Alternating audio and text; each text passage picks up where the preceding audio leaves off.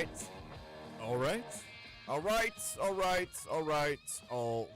Welcome, everybody. It is Tuesday, March 17th. Happy St. Patrick's Day to all who celebrate. Aaron Gobra. We are coming to you live from the world-famous University of Louisville College of Business Studios here in the heart of jolly, green, and cold Louisville, Kentucky. Cards fans, you can incubate your inner entrepreneur with U of L's top-ranked Innovation MBA. In 12 months, gain the confidence and the connections needed to spark your entrepreneurial spirit. Learn best practices from U of L's award-winning faculty, serial entrepreneurs, venture capitalists, and national business leaders. You'll do this while you're competing for thousands of dollars in startup funding and business plan competitions. Start your journey today. The first step is hopping online and visiting business.louisville.edu. We're on the air today from 2:32 until 5:30 here on 1450 AM, 96.1 FM. Streaming across the land, including on the Big X Sports Radio YouTube channel, airing live on WBNA Channel 21. You know us better as the Big X. It's Mike Rutherford and Roman Kelly here with you on a Tuesday edition of the show. 48 hours away, I guess 47 hours away from tip-off between Louisville and South Florida in the first round of the NCAA tournament. We got first four action tonight. It's the big night it's True TV, their national holiday. We're excited for that. We'll discuss a lot of college basketball things happening today, maybe get into the broader bracket since yesterday was all about Louisville and their draw. We've got also, it's a very odd day to kick off spring football, but it is day one of the U of L football spring season. It does not feel like it outside at all, but they're playing football out there today. We can discuss a little bit of that, what we want to see over the course of the next 3 to 4 weeks to get you excited for the fall. Roman Kelly in the house per usual. Give a follow on Twitter at Romy Bean. We still haven't found a name, an MC name for him. Romy Rome? I don't know. We're still working on it. He is going to be your Louisville Kings MC coming up this season. First game now just 10 days away for the Kings. He's in the house today. Roman, how are we? Doing well. I'm doing very well. I'm excited to chat with you about all this excitement centered around March Madness. These games tonight, get your takes on these. Howard, UMBC, NC State, Texas. Ready to gamble too and make some money. I hate to say it, but it's that time of year. It's we need the Rutherford picks. Sponsored by Chad Hennessy and Insurmax. Sponsored by Chad Hennessy and Insurmax. I've not filled out a bracket yet. Have you filled out a bracket? I filled out that initial gut instinct. This is what I think is going to happen when I look at these two teams in each round game. Bracket. And I have Houston beating Michigan. Ooh. I feel like the pressure's on because last year the powers that be at SB Nation, they really hyped up the fact that I've hit the national champion 3 years in a row, which is not necessarily a skill. There's a little bit of luck involved every single year, but they're like I do my bracket picks. I'm like the last one to put them up out of our basketball people. I do it Wednesday at noon every year. You wait for these games to end, right? I try. See, they make me do it at this time. I like to wait for the games tomorrow night to end before I pick. But this year, I think I can kind of I don't think I'm going to pick whoever wins Miami SMU in an 11-6 upset. So I feel like I'm going to go ahead and they make me make them public, though. So I've got to get this done. I've got no idea as of right now who I'm going to pick to win the national title. Yes, you do. I swear. I don't. For the last month and a half, I've been like, I think it's going to be Duke. Even before Duke beat Michigan, even before they jumped to number one and all the metrics, all the rankings, all that stuff, I was like, I like Duke. I like the way they're playing. I like the combination of everything they've got going on. The Caleb Foster injury, I think, is a huge deal. And then maybe not having Bonga at 100%, I think, is also a huge deal. Like, the more I'm looking at the bracket, the more I'm like, I don't know if they're making it out of the Sweet 16. The more you're liking Florida. I don't know about that either. For a while there, I watched it. Davian Lee's not a champion. I can't get on board with those guards. They've been better, obviously, but they showed a little bit of why people have doubted them so much in that SEC tournament semifinal, where they didn't just look bad. It was one thing to have an off game. Everybody has off games. That's awful. They got hammered by a good, not great Vanderbilt team, and I just did not see that coming at all, and now I'm kind of rethinking everything. I am looking at Houston. I've kind of dismissed Arizona as a national title contender this year. Not that I don't think they're good, or not that I haven't had in like my top 4, top 5 as far as teams that can cut down the nets. but I've just kind of been like, there's just something missing An there. underachiever's going to light them up and lose in the next round. Tommy Lloyd hadn't gotten it done. They haven't gotten to a Final Four in a long time, and that 2-point offense, like, what are you going to do if you run into a team that's just shooting the lights out? You're going to have to change up a little bit. And now I'm looking, I'm like, all they do is just beat everybody. So I feel like I'm down to Michigan, Duke, Arizona, and Houston. And I don't know. I really and truly don't know where I'm going to go. I've got a lot of soul searching to do over the course of the next, 12 hours, Roman. It's a big day for me. It's a big moment for me. I don't want this streak to end. I hit on UConn as a 4 seed 3 years ago. Had a layup, I thought, with UConn as a 1 seed. I took Florida last year, even though they were the third choice in gambling going into the tournament. Felt good about that hit. And now I feel like my reputation's on the line here.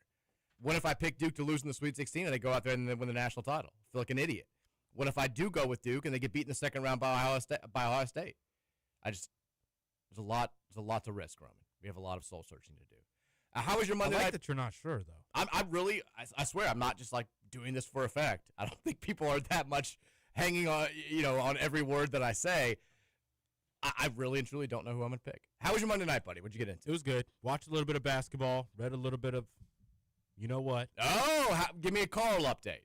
Book 3. You're on book 3? Floor 4. Shut up. I have no idea what that means, but it's getting intense. The political stuff that's happening in the universe outside of the almost cussed there, outside of the stuff that Carl and Donut are doing, it's heating up. Why are you acting like I know what you're talking about? As if I have any idea who Donut is. You know who Donut is. I don't know who Donut is. Yes, you do. I know nothing about this besides the cover and that you're reading it. Donut's the cat. Carl's okay. the crawler. Donut's a crawler as well. See, but I don't know what that means. They're I'm not asking part of the for dungeon. This means they're in the dungeon. That's all that means. I am not asking for an explanation. I'm just simply letting you know that. Watching NBA while I read that as well. We had some furnace issues. It was 50 degrees all day yesterday in the house, so we finally.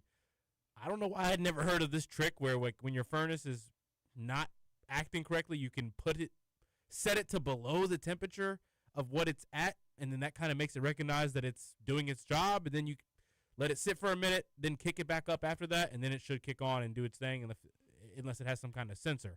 And then eventually, a second try with that, and it worked, which was cool. House got heated back up, got to sleep good. And is there a better feeling than having a problem like that and fixing it without having to have somebody come out to your house? Without a landlord telling you they'll be there in 3 days. It's such a good feeling. It's great. It's nice, especially when you're renting. Yeah. But yeah, outside of that, nothing too crazy. Are you ready to talk Louisville, South Florida? I am.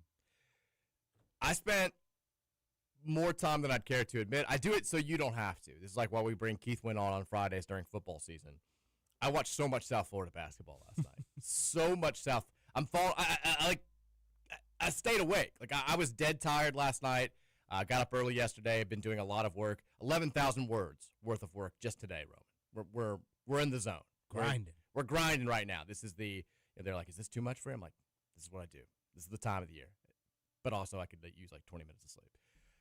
But last night, so I need to go to sleep, and I find myself just wanting to watch more USF highlights, just locking into it. I'm into this game.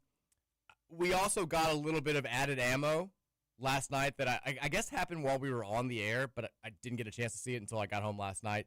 Have you seen the quote circulating from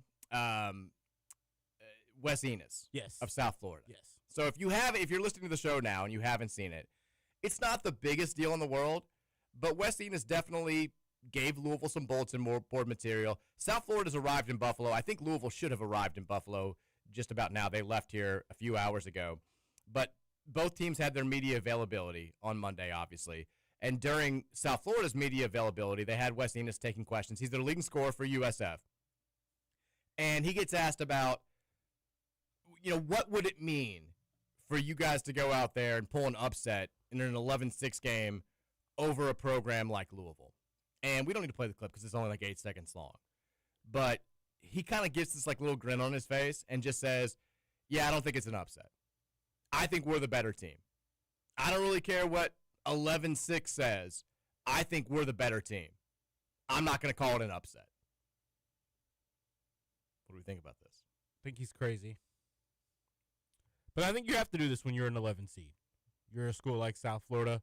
You genuinely believe how hot you are can be a factor in these kinds of matchups as well. I don't know what wins you're pointing to that suggest you have won games tougher than games we've won, sir. But love the confidence. Yeah, I mean, I get the confidence. One, saying that it's not going to be an upset is just what you're maybe in your mind, sure, if that's what you're trying to convey. The fact of the matter is Louisville's favored to win this game by a small margin, 5.5 points. They're a 6 seed. South Florida's an 11. It is technically an upset, regardless of how you want to view it. But the whole, I think we're the better team. I think we've been the better team. It's like, ooh, all right. So I saw the clip last night, which, by the way, I had no idea when we were talking about the South Florida team, kind of having preliminary discussions yesterday on the show, which, by the way, we may have kind of trying to work behind the scenes. Colin Sherwin, who covers USF Sports, trying to get him on the air today. Known him for a long time. Very, very good at what he does. He's flying to Buffalo right now, so he's trying to, I think when he lands around 4 o'clock, he's going to try to make it happen. If he can't make it happen today, we'll have him on the show tomorrow. But watching, I had no idea before last night, doing a little bit more research on South Florida for stuff on Car Chronicle tomorrow and stuff for the radio show.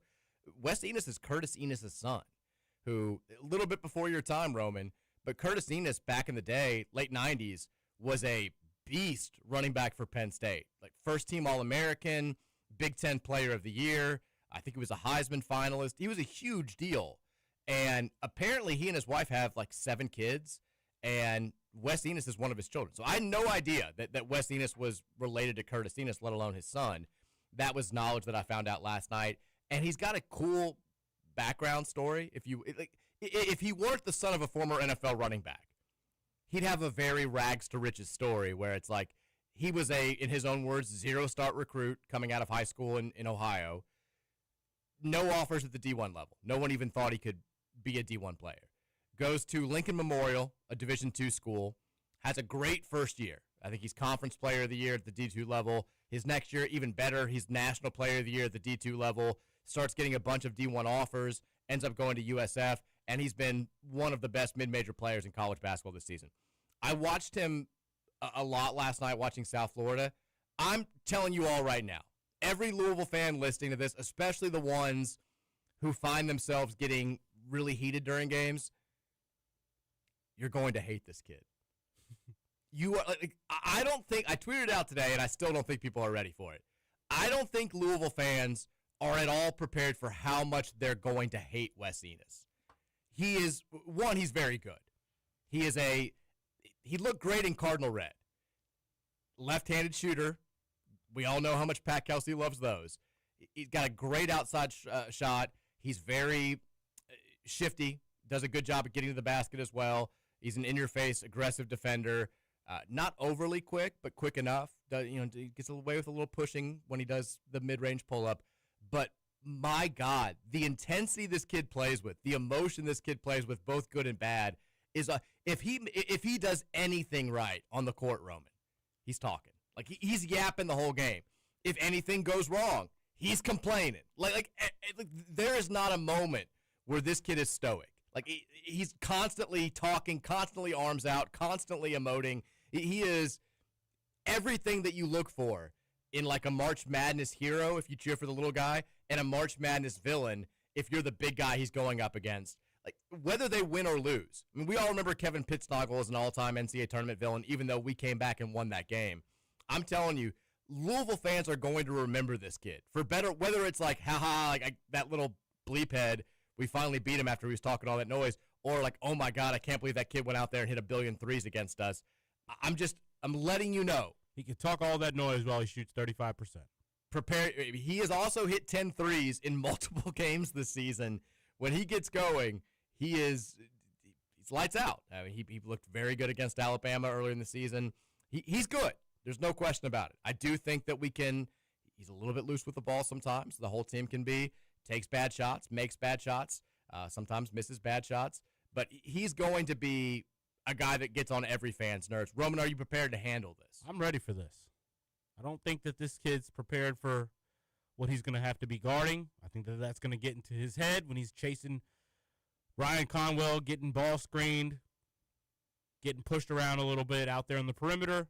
He's going to want to do too much on the offensive end. He's going to want to play hero ball. He'll hit a couple big shots. He'll hit a couple tough shots. He's also going to turn it over, take some bad deep threes that just clank, and we should be able to take advantage on most of his long misses. Now, he scored 19 or more points in each of their last 5 games. He scored 19 or more points in, I think, 8 of their last 9 games. And like I said, he had 2 games earlier this season where he made 10 3-pointers. He hit 10 threes against Tulsa. He scored 32 points. Hit 10 threes against UAB. Scored 36 points. When he gets it going, he's very tough. It is imperative. And I know I feel like we say this before every game, and our guys still fail to do it sometimes. If you are guarding Wes Enos, ball hog. Let him score, Mike. Let him do his thing. Everybody else, stay home. Guard your man. This kid can't beat you. Well, not everybody else, because we're going to talk about the other kid in a second. There are 2 guys that we just cannot leave. And that's it. Like, you focus on those 2 guys. But if you're guarding Wes Enos, and you at all look to dig in the lane when somebody gets beat off the bounce or you feel like they're about to get beat, you cannot do it. Ryan Conwell, Adrian Wolf, no ball watching. You are sticking to this kid like glue. Because guess what? Whether he's open or not, he's going to let it go. He's going to let it go.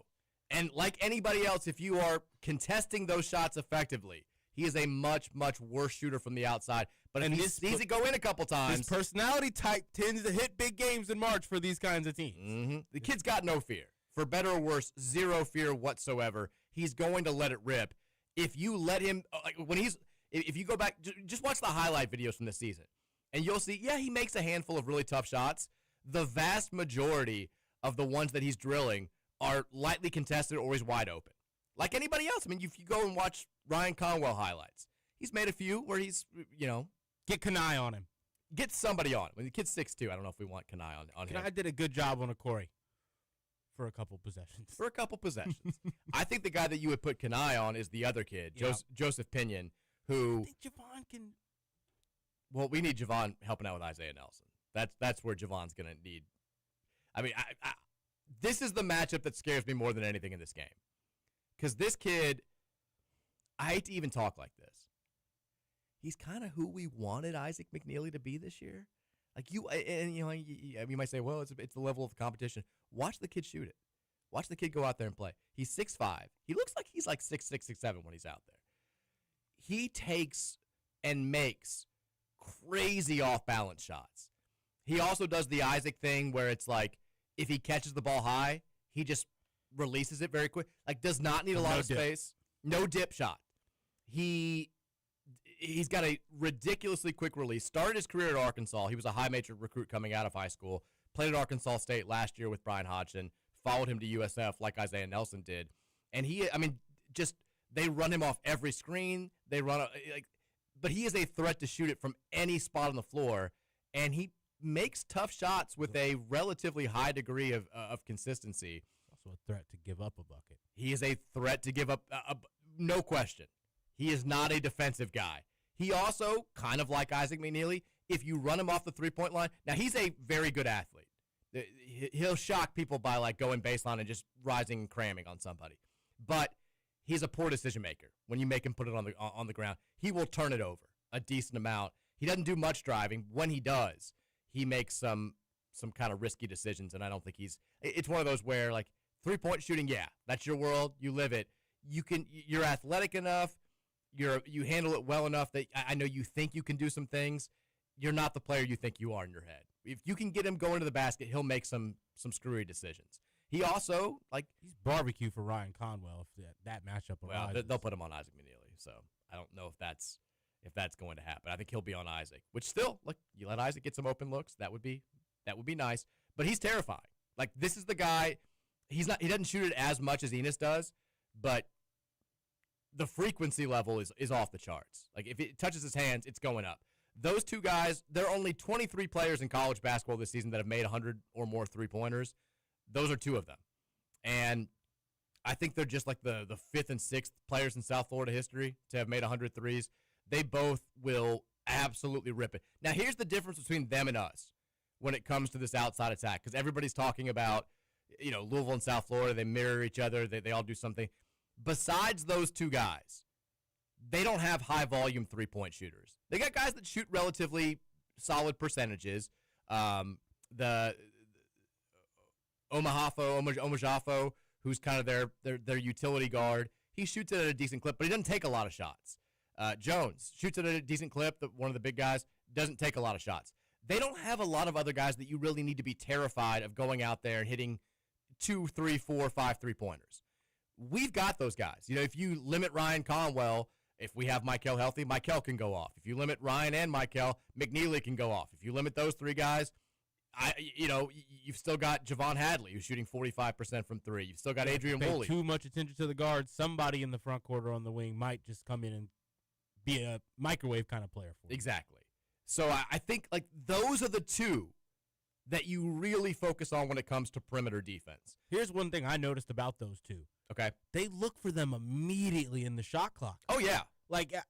I don't like quick possessions in basketball. I don't think it's very smart, just because more times than not you're not going to be in a good offensive rebounding position, and they don't care. No. And they still somehow offensively rebound pretty well. Great offensive rebounding team. 7th best offensive rebounding team in the country. I'm talking 22 seconds on the shot clock. If they get a bit of space on just a handoff, they'll let it go if you go under. No, their average offensive possession, Roman, is 15.7 seconds. They play at the 15th fastest pace in the country. There is no way. If the shot clock gets to 22, 23 seconds, that is an ultra rarity. You think that you pace, it's they're just getting, as soon as they get the ball, they're passing it up the floor fast. They're passing up the floor fast and shooting it very quickly as well. I thought that was kind of shocking. I don't know if we've defended those kind of moments all that well until we started pressing. They're faster than us, and transition defense has been a bit of an issue sometimes. It's definitely an issue for them. I think that there was a March Madness Bible that I was looking through last night. I didn't realize this stat would shock, I think, most people listening. There are 68 teams in this tournament. Where do you think we rank in terms of fast break or transition points this season out of 68 teams in the tournament? Say that again? Where do we rank in the field of 68 in the tournament in terms of fast break points on the season? I'd say 50th. 63rd. 63rd out of 68 teams. And that's for a squad in us who plays at one of the fastest paces in the country. South Florida's not top 8. I think they're 15th. But they will they don't even need fast breaks. Every possession is a fast break to them. They will do what we kind of did more of early in the season, where if we score, they get the ball out of the net, they go down, they want to take the next shot 4 seconds later. They don't even care if it's a great shot. They just want those two guys letting it fly from the outside. They've also got the guy who has the gaudiest stat line on this team is Isaiah Nelson, who's averaging almost a double-double, 15.5 points, 9.5 rebounds. He's a big, physical athlete. I was surprised at, just seeing his numbers and seeing the highlights that are out there. He doesn't do much off the bounce. He's not a threat to shoot from the outside. He basically, he either gets his own offensive rebounds to create his offense, or it's set up by somebody else, where he's running the floor, somebody feeds him, or somebody throws him a lob. But he is absolutely an athlete. Reverse dunks, one-handed crams. He is, all three of those guys are guys that you look at when you watch play and you're like, they'd fit pretty well in our offense. You can see why they fit well at USF. They could play for us. Just saying. Enos, Pinion, and Nelson, they are very, very good at the things that they do. The rest of the team, I think, is there's a drop-off there, as you would expect. They've still got some good players behind those guys, namely C.J. Brown, the guy who runs the point for them. He is a incredible athlete. I kind of laughed at the people who were like, South Florida may be more athletic than Louisville. You watch them play, they might be more athletic than we are. Just saying. They've got dudes. They've got athletes. They get up and down. There are a number of weaknesses, though, that I think are being glossed over by a lot of people who are analyzing this game. Let's take a break. When we come back, we'll alleviate some of those fears. We talked about some of the good with South Florida. Let's talk about some of the bad after the break. It's the Mike Rutherford Show, presented by United Mechanical and Nexus Plus, 1450-96.1, The Big X.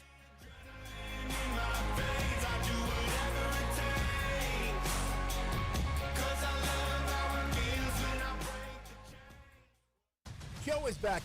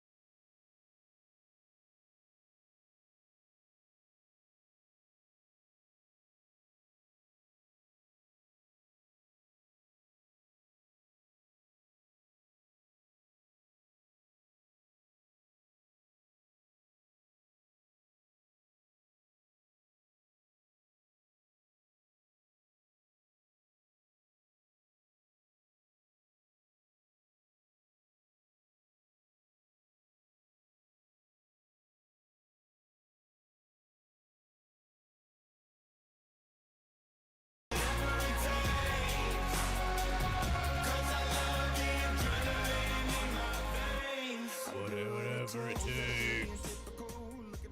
3 o'clock hour. The Mike Rutherford Show presented by United Mechanical and Nexus Plus. 1450 96.1 Big X Sports Radio. United Mechanical.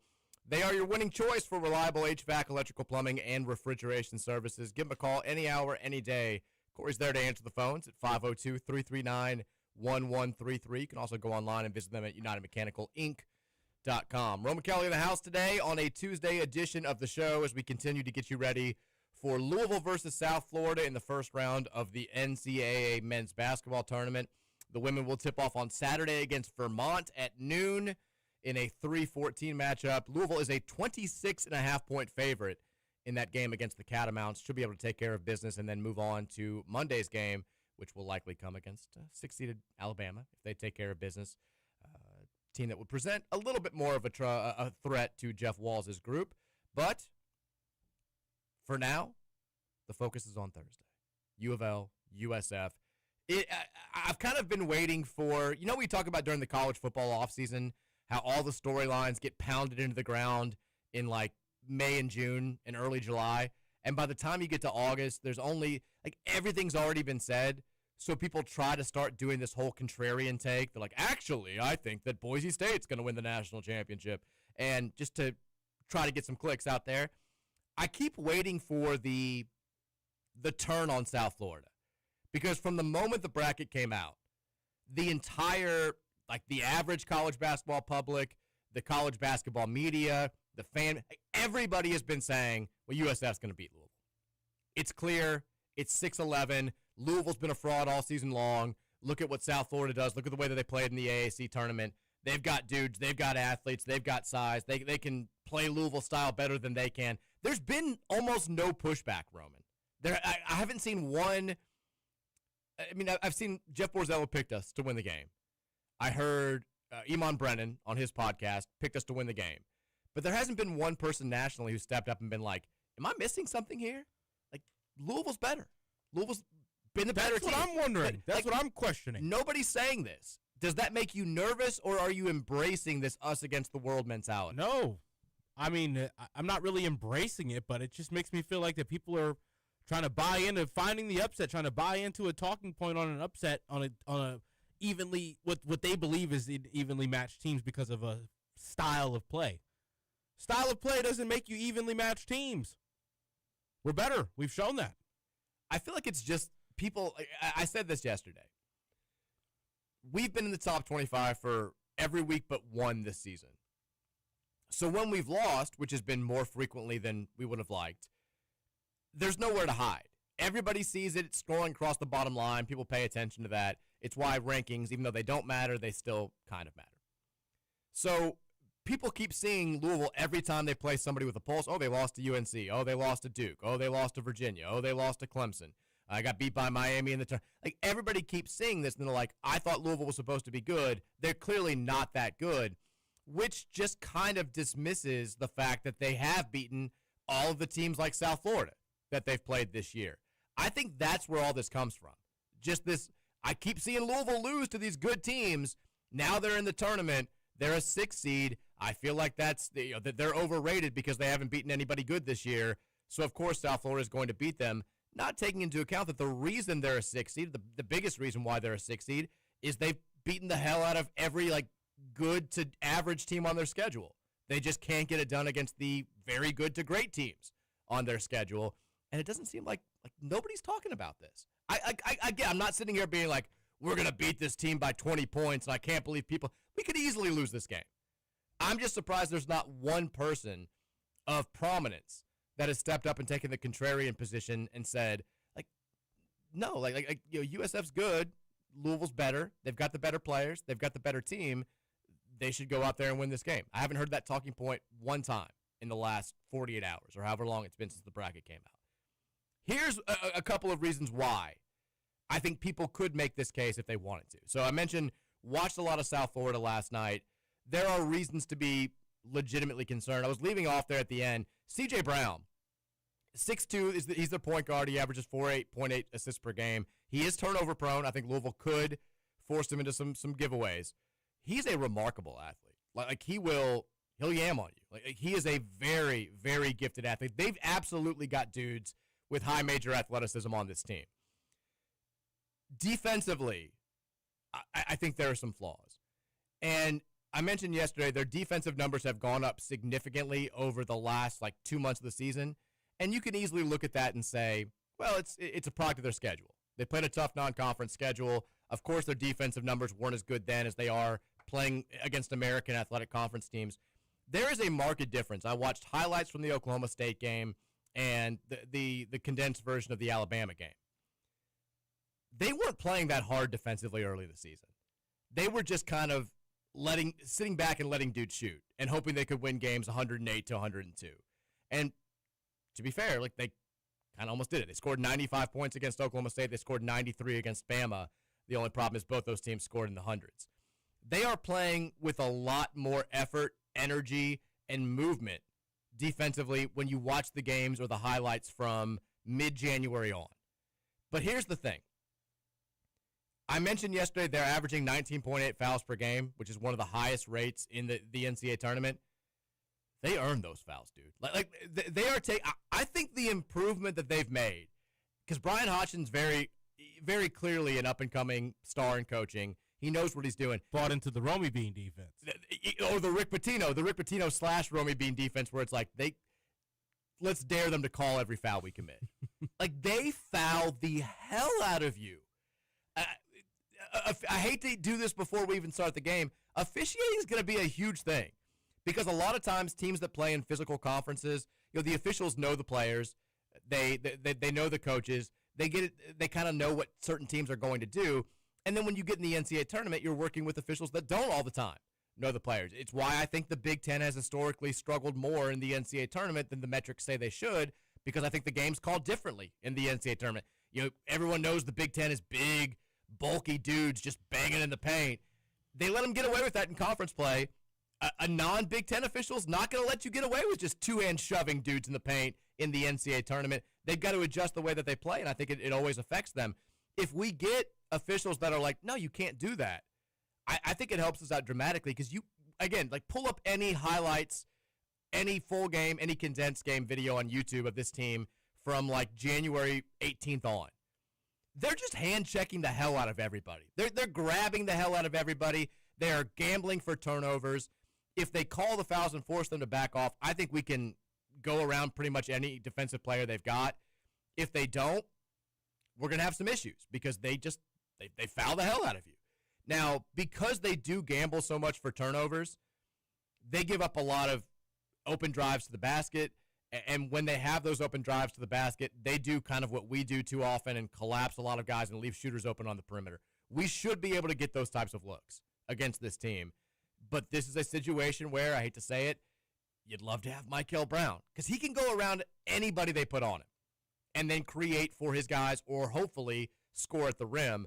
They're a pretty good 2-point defensive team. They're not a great 3-point defensive team. They're a bad 2-point offensive team. They're not a great 2-point offensive 178th in the nation. They take bad shots. We're number 9. But we also just, I get it. We only take layups and dunks. They will take the mid-range shot a little bit more than we will. Enos especially. He loves the mid-range shot. They'll take more of those shots, and I think that's why their 2-point numbers aren't that great. The other thing about this team defensively, this is one of the wildest things I've seen, one of the widest discrepancies I've seen from a team. So they're 7th in the country in offensive rebounding, and it shows. You watch them play, they just sell out to get offensive rebounds. Nelson especially he reads the ball coming off the rim incredibly well. A lot of putbacks opportunities for him, a lot of kick out for threes opportunities from him. They're very good there. They suck at defensive rebounding. They are a terrible defensive rebounding team. It's one of those where I guess if you don't have the goal of coming up with points, there's just not that same fire. But we should be able to get for every second chance opportunity that they get, we should be able to get our own on the other end. We're a good offensive rebounding team. Against a team like this, we should be a great offensive rebounding team. They just sort of stand around. And it's weird. If they had the same mentality on defense that they do on offense when it comes to the glass, they should be okay. They don't have a ton of size outside of Nelson, but on offense, those dudes are just flying in from the perimeter to come down with offensive boards. On defense, they're just kind of standing there. We should be able to exploit that. If you want to tell Kenai, hey, you want to play more than 8 minutes in this game, go out there and get us some offensive boards. Javon Hadley, tip outs. It's not Sananda's game. Sananda, you're going to have to play a little bit big, man. If nothing else, just take Nelson out of the picture, because they don't have another really good rebounder.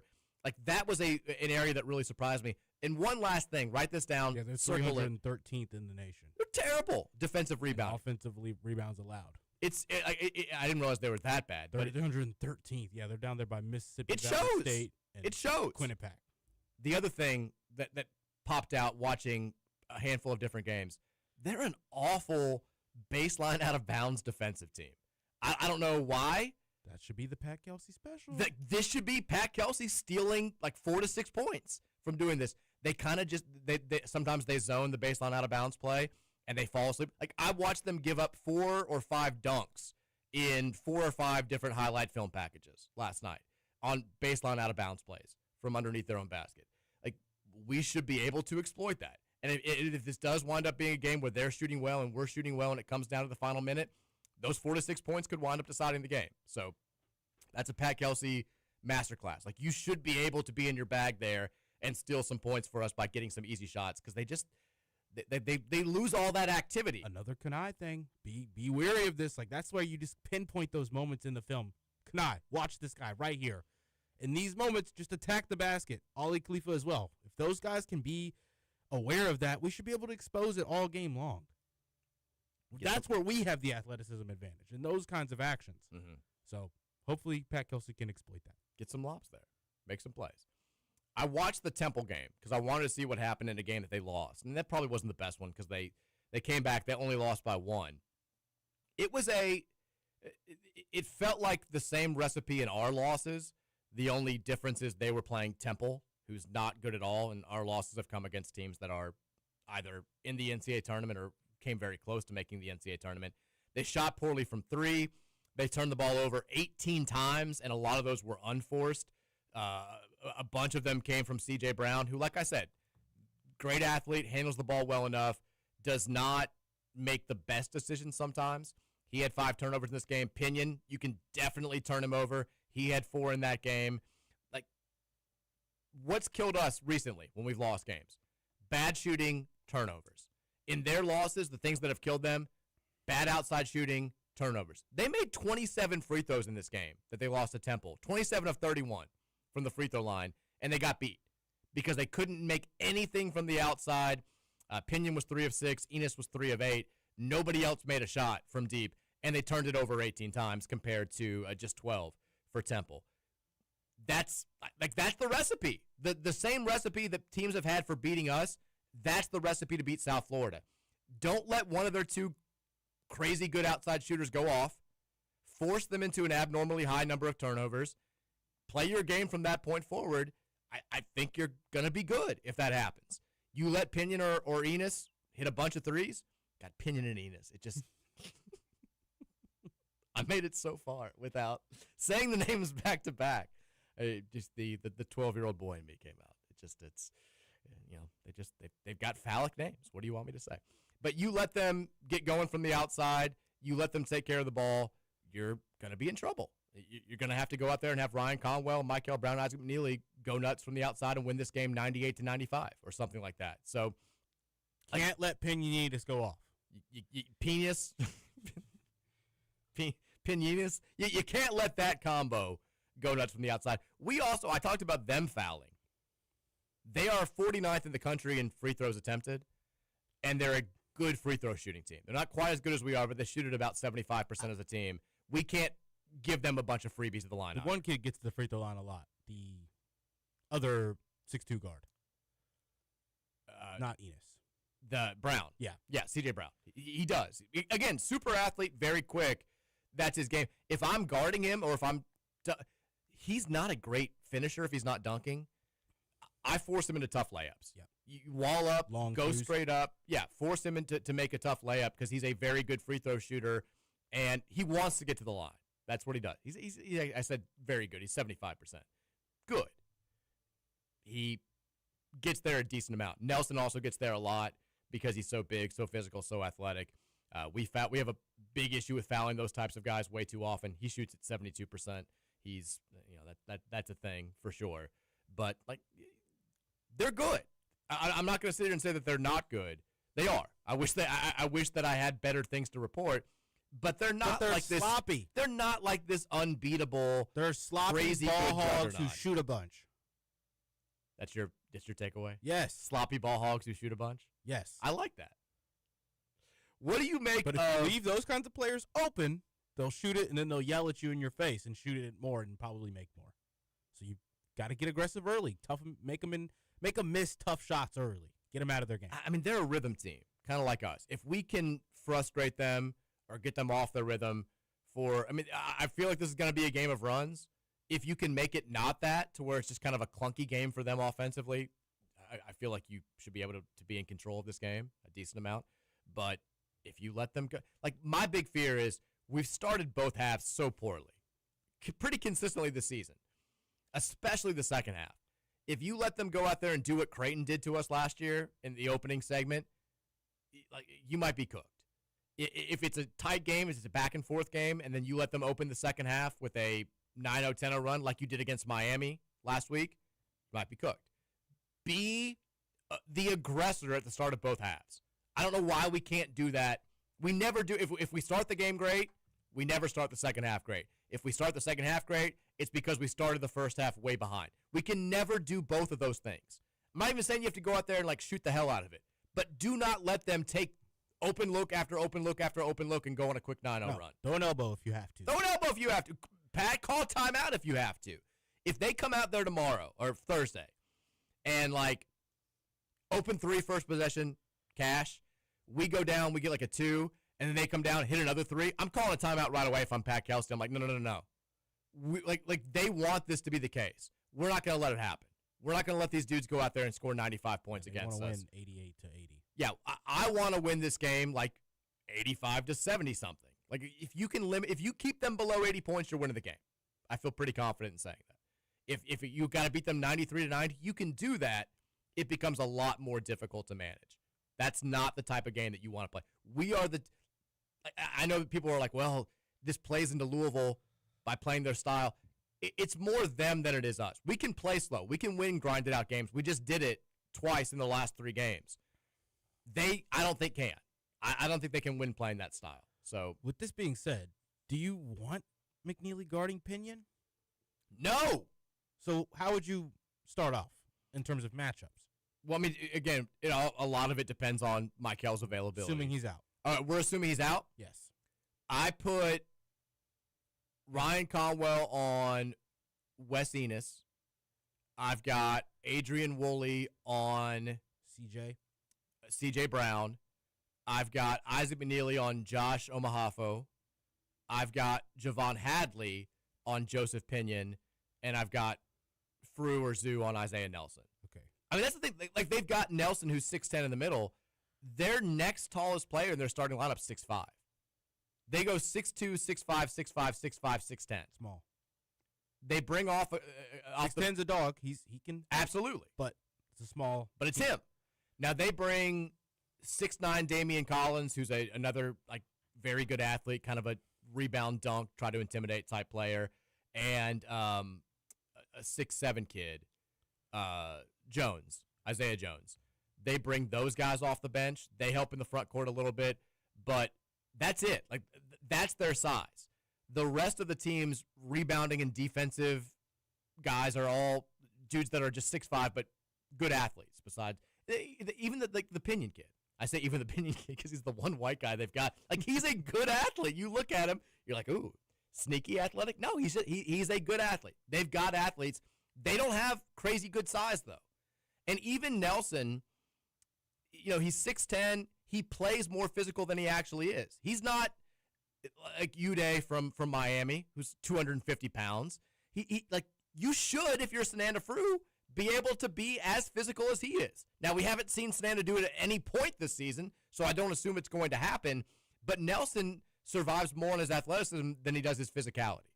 They play more physical than they actually are. They don't have the height that has given us a ton of problems this year. It's why I keep saying, like, we should be able to get a ton of offensive rebounds against this team.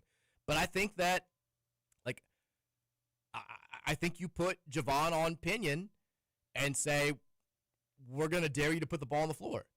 Do I think that Louisville actually goes out there and does that tomorrow? No. I think they probably put McNeely on Pinion. I think that's a mistake. But I would hope that, Thomas Carr, Pat Kelsey,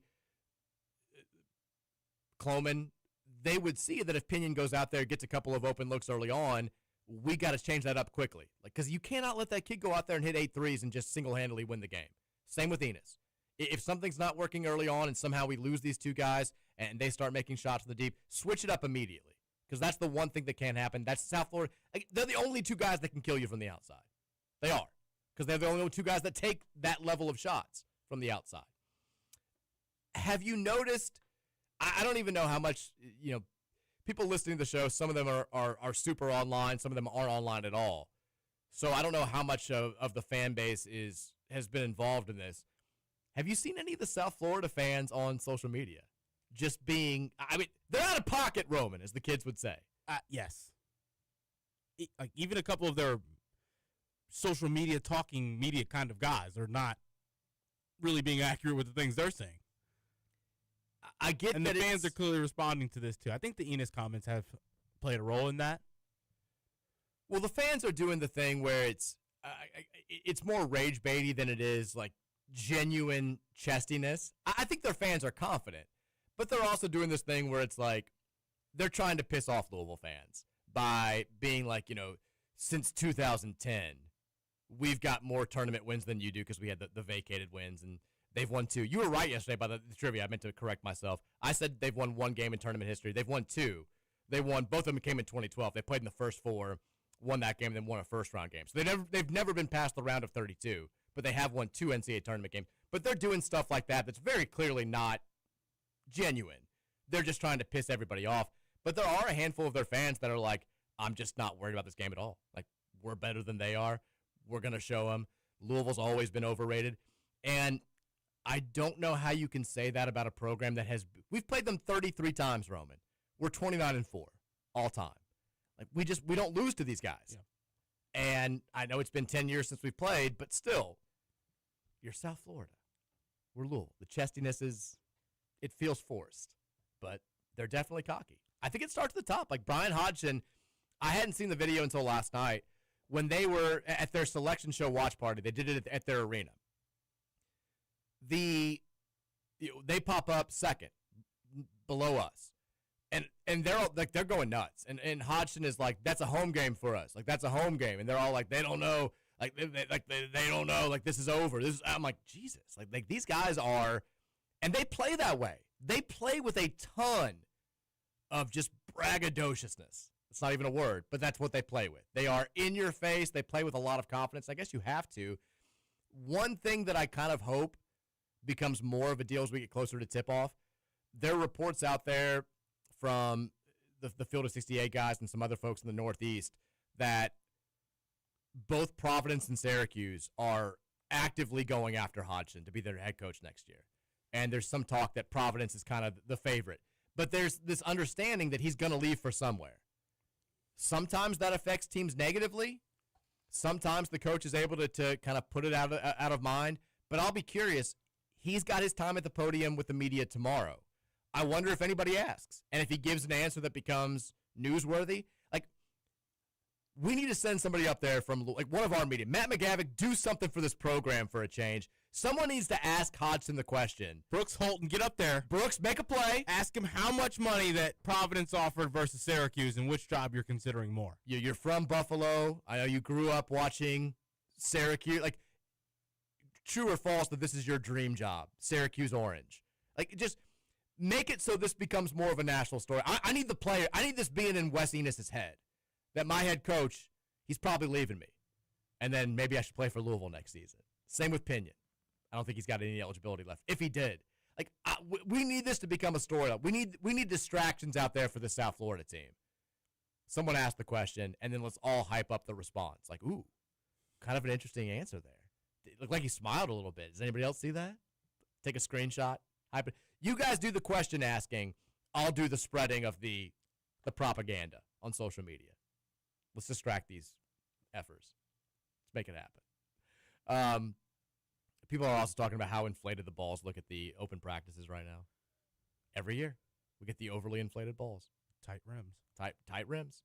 I mean, I don't know if that's good or bad for us, but we'll figure it out. Hey, real quickly before we go to break. Remember the kid for Notre Dame that was so bad at shooting free throws? Yes. And had the free throw that hit like the very He's top. like the worst percentage in the conference. But like played a lot because he got a bunch of rebounds, was a great combination of size and athleticism. He signed a pro deal today with the Indianapolis Colts. What? They want him to play tight end. The Notre Dame kid? The Notre Dame kid who was that just finished his season a couple weeks ago? Who missed like 17 consecutive free throws or whatever it was and airballed 5 of them. He's now a Indianapolis Colt. Wow. Crazy. Crazy story. Let's take a break. When we come back, you guys on the Gameday Men's Health text line, it's your hour to shine. 502-414-1450 is the number. We'll take your thoughts after the break. Rutherford Show. Big X. Let's go.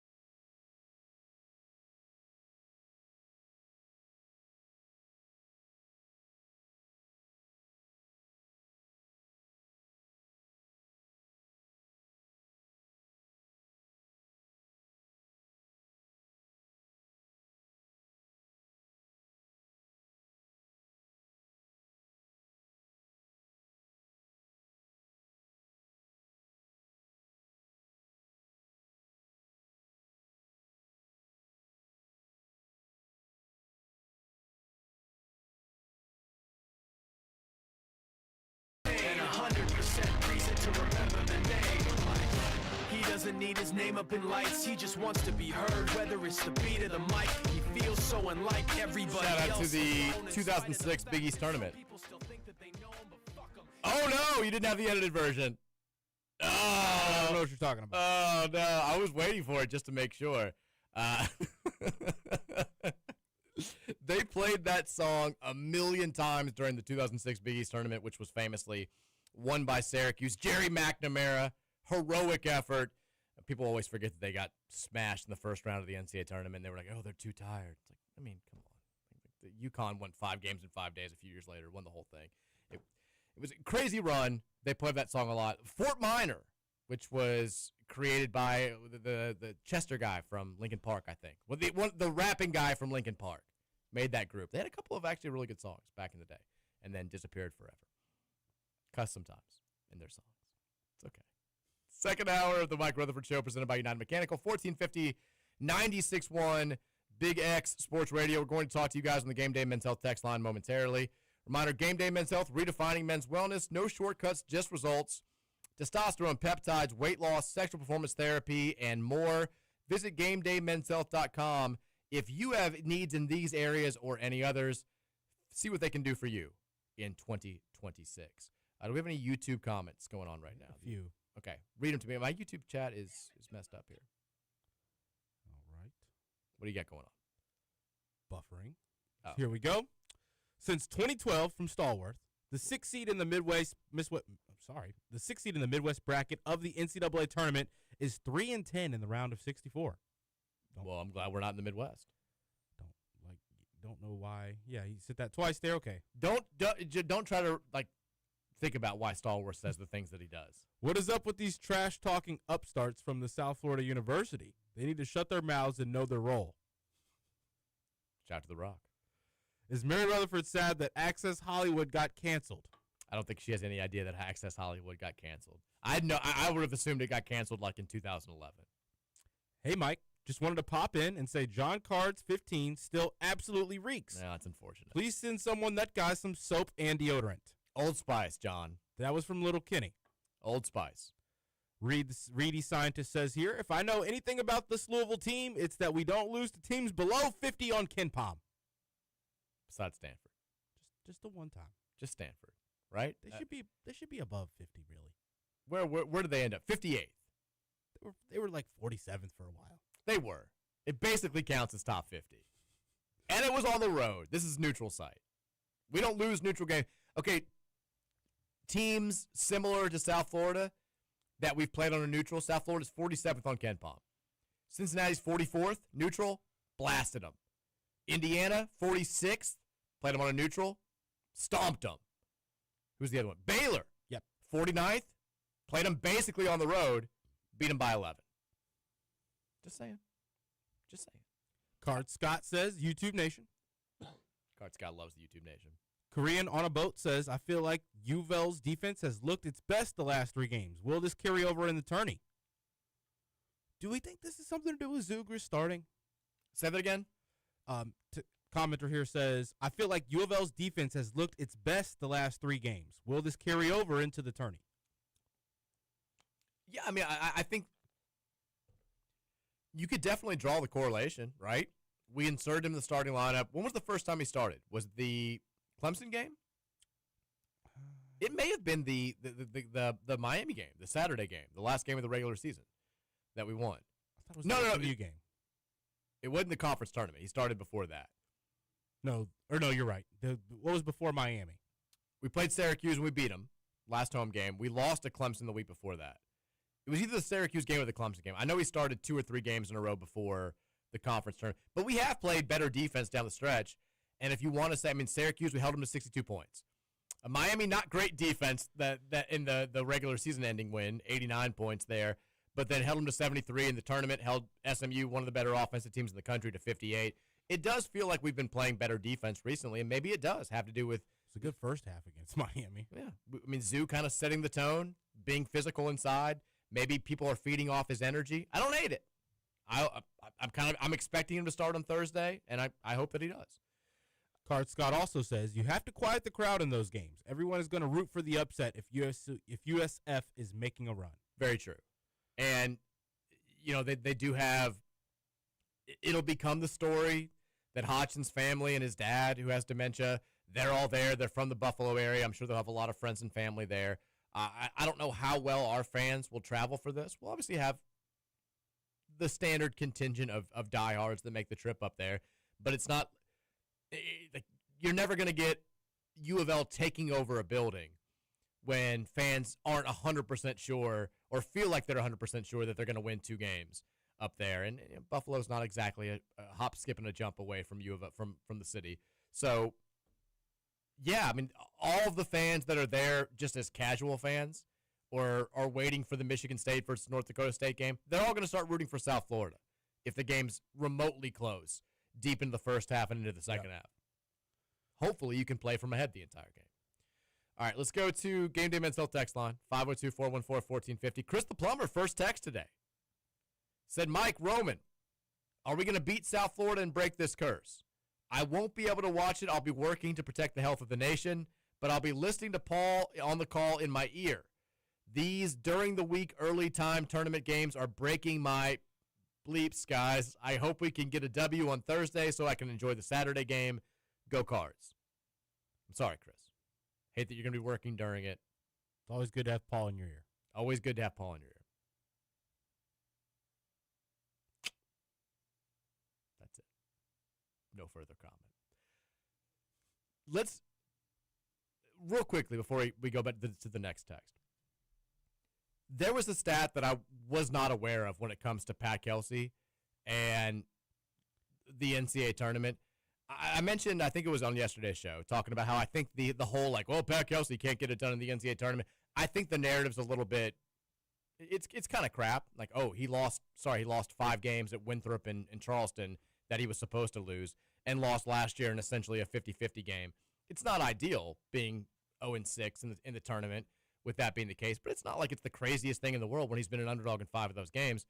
There was a stat that got thrown out today. Well, I guess he's 0-5. He's won 5 conference championships and they didn't get to play the 2020 tournament. So he's 0-5. I didn't realize, Roman, he's not just 0-5. He's 0-5 against the spread. Really? Yeah. Like, oh, I mean, now my brain just needs to know what those numbers are. They I can give you the 8.5, 7.5, or is he not even covering? So, 2017 played Butler. When he was the coach at Winthrop, they were a 10.5-point dog. They lost by 12. 2021 against Villanova, when he was at Winthrop, 6-point dog. They lost by 10. College of Charleston, 2023, they played San Diego State, who ended up going to the national title game. 5.5-point underdog. They lost by 6. Very close game. Could have gone either way. Yeah. Alabama, his last season at College of Charleston, they were an 8.5-point dog. They lost by 13. Last year, we were a 1.5-point favorite. We lost by 14. Easily the worst result so far. So was that Alabama game close at half for him or something? No, they actually were behind by like 35 and came from behind to make it semi-interesting in the second half. Lost 109-96. If he loses on Thursday, he will join Tim Cluess, the former Iona coach, as the only coaches in the history of college basketball to lose their first 6 NCAA tournament games. I don't like that. I don't like that at all. We've talked about the pressure on Kelsey when it comes to this game for a variety of reasons. Forget about like fans making fun of Louisville for like it's huge for Pat Kelsey's reputation. A year ago, everyone's saying Louisville made the right hire. This is one of the rising stars in all of coaching. ACC Coach of the Year. He's primed to be that next wave of great college basketball coaches. Narratives flip pretty quickly in college basketball. If you lose as a favorite in a 6-11 game, a year after getting trounced in the first round in an 8-9 game, everybody starts to point to that record. Everybody starts to point to that inability to even cover the spread, and everybody starts to say, man, this guy just can't get it done. And you deal with that for another year until you get an opportunity to hopefully play in the NCAA tournament again in 2027. There's an easy way to avoid all of that unnecessary outside noise. Let's win the game on Thursday. That's crazy. Like thinking about if we happen to not win this game, you could beat Duke, Tennessee, Ole Miss. You could sweep your non-con slate and beat Duke twice this year, and fans are still going to say, is he the right man for the job? Can't get the job done. I mean, not just fans, like fans of other teams. Obviously, rival he fans. needs this one badly. We could be, the number 4 team in America in the middle of January next year, and people will be like, yeah, he's going to choke in the tournament. Can't get it done in the tournament. This is not a new thing in college basketball. It's always been a thing. I mean, I remember we now widely consider Rick Pitino to be one of the greatest tournament coaches of all time. He's taken, 17 different schools to the Final Four, won national titles at 2 different programs, all that stuff. When he was at Kentucky, that 96 team, I remember everybody being like, well, he can't get it done in the tournament because they'd been shocked at the buzzer by Duke. They'd gotten beaten in the Final Four the year before or 2 years before, and there was all this talk about like he's a choker. And they were down in the first. I'll never forget it. I was at it was like 5th grade, I think, in 96. And I was at the tennis store, Sherry's Tennis Love, getting a racket because I was starting to play tennis, which my dad quickly put the kibosh on because he was like, it's ruining your baseball swing.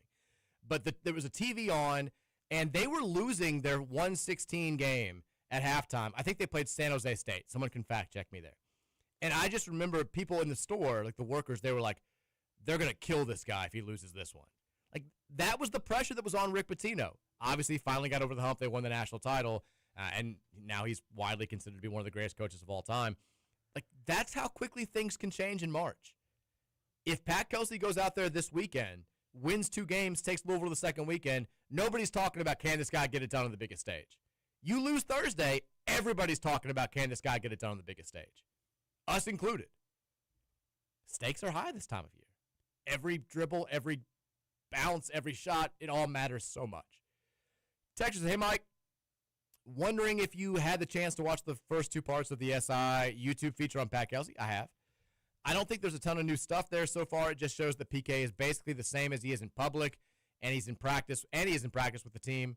My observations of how he runs the team seem like he's not really reflective guy who's ever going to make huge strategic adjustments during the season like we would have wished he had with the defense this season. PK seems to rely heavily on his manic brand of energy and motivation of his process in the present moment rather than a guy who has the calculating demeanor of a coach who will make huge strategic pivots. We'll know more about if he's the guy long-term depending on how this week goes. I hope that sort of philosophy translates to long-term success. I feel like that philosophy is great when you have a Chucky Hepburn and a Montrezl Harrell and the most energetic players in the sport, or at least at their position, 1 or 2 of them.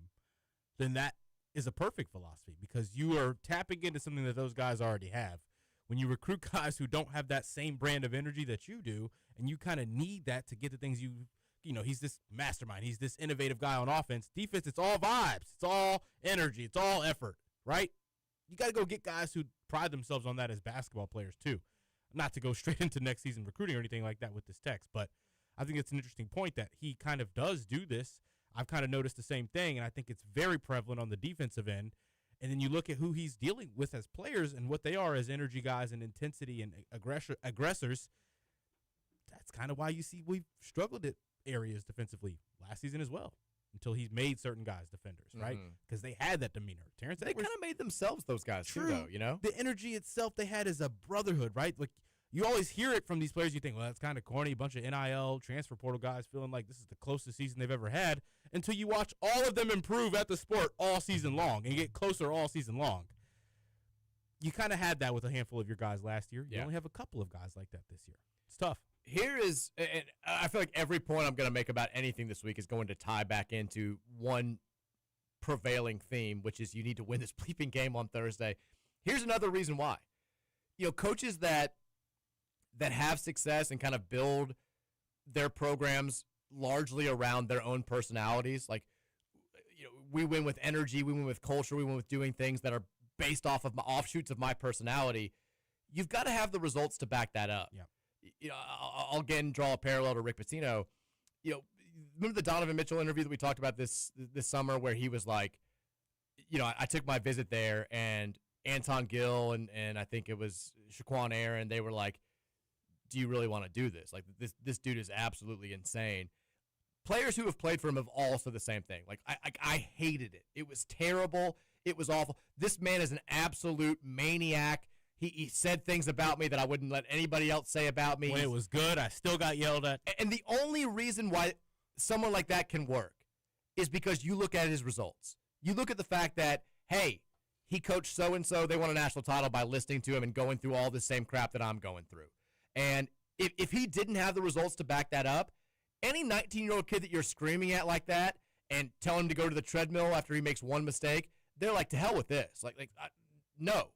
I'm not listening to you. You're an idiot. You're terrible. Calipari's made a living off of it for 20 years. Right. With Pat Kelsey, having all this energy and, I make coffee nervous and all this stuff, it works if people know that attitude, that mentality, that culture has gotten you to the point where you're consistently taking teams deep into the NCAA tournament, winning conference championships and all that stuff. If he becomes known, if he gets this reputation as a perennial March loser, you get a 19-year-old kid out there who's a 5-star prospect, and he's listening to you give this whole spiel about, opportunity eats for breakfast and all. He's kind of like, who's this corny dude who can't coach? Like, what has he done? Why should I buy into this at all? He's not getting results from other people. Like, you've got to have – this is a results-based industry.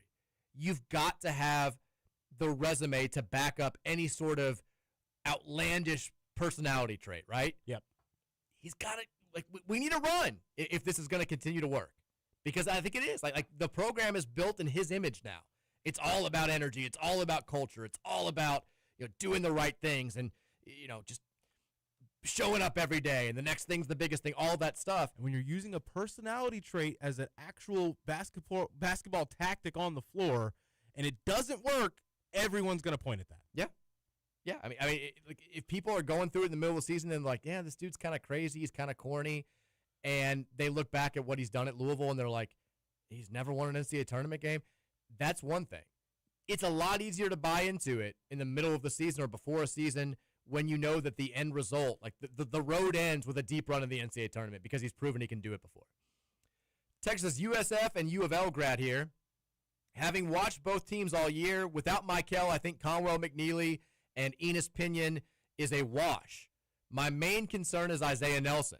I'm not sure any of the Louisville bigs can handle him.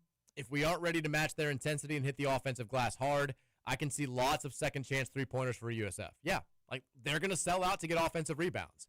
If we're not, just because they're not as big as Miami or Duke or some of these other teams that we've played, if we're not treating them with the same level of urgency and physicality when a shot goes up, they're going to kill us with second-chance opportunities. Cannot let it happen. Matt Childress mentioned this in Go ahead. You just said his name. Matt Childress mentioned it in the Running with Roman show. We know we haven't gotten a consistent level of play from him all season long. If there's one game where we need you to go out there and be the tallest player on our team, Sananda, it's this one. What if Sananda just went out there Thursday and was just a monster?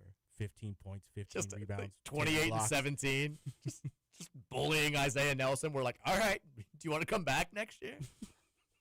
That's terrible. I mean, I'm just saying, just call it like right now, how many Louisville fans are going to be overly disappointed if Fru's not back next season? The number's not high. No. But if he went out there and just like tore it up and played like all of a sudden he becomes this new version of Montrezl Harrell, this hybrid of Gorgie, Montrez, and Samardo Samuels. We're like, yeah, all right, man, come on back. I'm not expecting it to happen, but it'd be nice if he competed a little bit. Texture says, Dolphins guy here, not my boy Waddle. Chris Greer's the Kenny Payne of GMs. Who on the staff is responsible for recruiting bigs? My understanding is it's Thomas Carr. He's on the new YouTube videos as a staunch PK supporter. Is he the one you think will leave? No. Maybe. Texas says, this Ohio guy, I was planning to make the drive to Buffalo to see the Cards take on the Bulls, but with gas hours, I need focus. I need intensity. I need no political talk. Unless you're willing to make a very funny joke. Texture says, I don't want to hear a single thing about Michigan State today. You're the first person to bring them up. The South Florida game is at most a 50-50 toss-up. Zero mentions of Michigan State until I read your text. None. It was a 2:30 text, though. I don't care. If you don't want us to bring them up, don't bring them up. Speaking of Michigan State, no. Screw Tater said, I got two thoughts on Roman's nickname.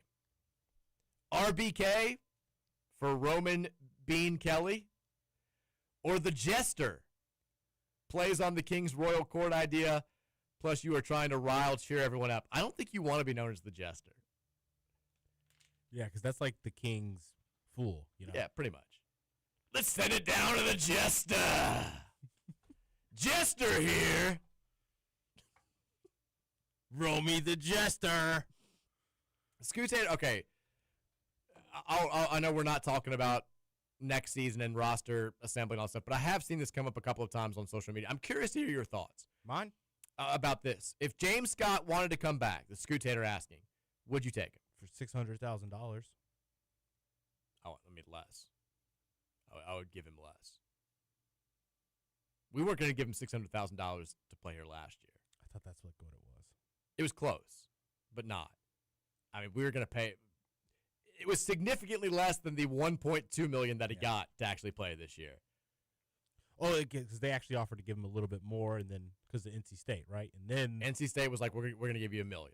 And then Ole Miss was like, hey, how about 1.2? And James Scott's like, all right. I mean, yeah, let's do it. Now, he did nothing for Ole Miss this year. Played a little bit better in the SEC tournament, but still, what, he averaged like 4 and 3? I mean, did he even grow a couple inches? Did he gain any weight? We're growing up here. Yeah, we're growers, not showers in Louisville. You guys are just showers. We got our guys growing every offseason. I think you obviously had a very good relationship between PK and James Scott. 2 years of eligibility? 1. Oh, this is going into his last one? Yeah. Yeah? I don't. Yeah, okay, yes. Like you just said, for less than that, because $600,000 is probably starting big money with roster construction like Louisville right now. Yeah. If James wants to come in here and be look, you may start some games. We're going to probably have a season where the roster or the starting lineup does fluctuate throughout the year. You're not coming in here as a starting big, but we want you to come in here and compete and fight for that spot. Then, yeah, I'd like to go get a 250-pounder, though. I'm sorry. Yeah, same. I don't want James Scott, who, is 220 soaking wet, as my interior presence down low. If he wants to come here and take like $50K to be a backup, I'd be like, cool. He wants to pay the walk-on ticket. Yeah. If you want to be a walk-on, we'll take you. But if we're shelling out like even $300,000 for James Scott to come in here and be the starting center next year, no. I think absence makes the heart grow fonder.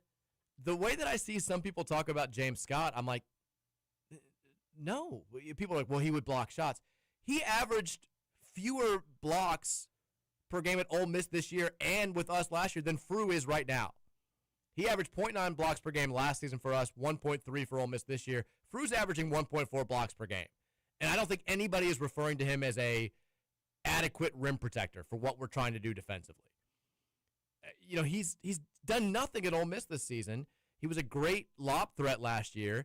Doesn't seem to have improved. Like I've said, if you wanted to be like a bench player who maybe worked into a starting role if he got bigger and better, sure. But look what he was without a next-level playmaker alongside him this year. Also, remember how we were talking about him at the end of last season? Every Louisville fan was like, if we're going to be a real program, like a real threat, you got to bring somebody in here to start over James Scott. Like, it was the one thing that everybody agreed on. He goes somewhere else, gets worse, and now we've got a lot of the same people who are like, if we just had James Scott, we'd be fine. No. And I like the kid a lot. We got to make that known.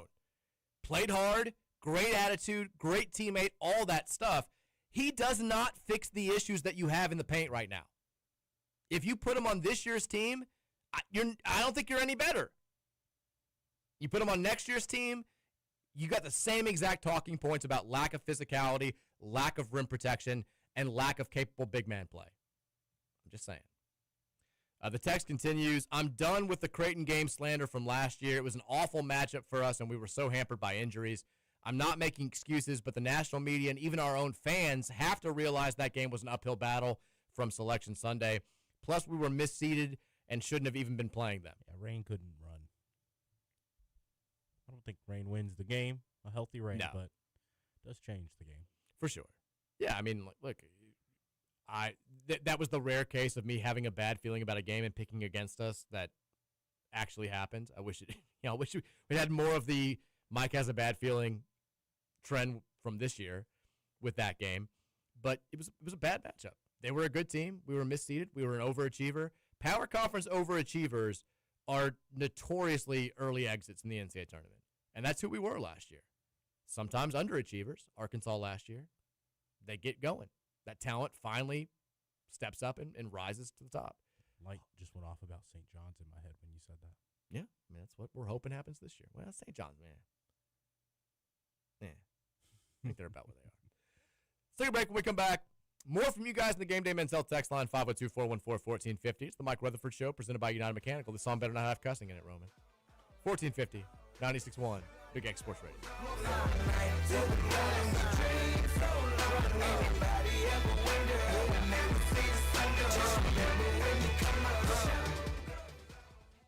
Honey baked ham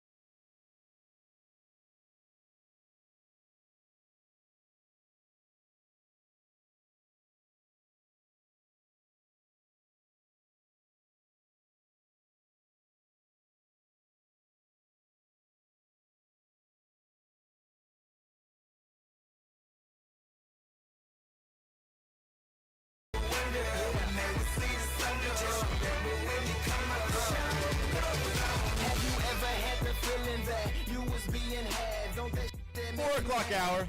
Hey, it's edited. Right on cue. Won't make that mistake.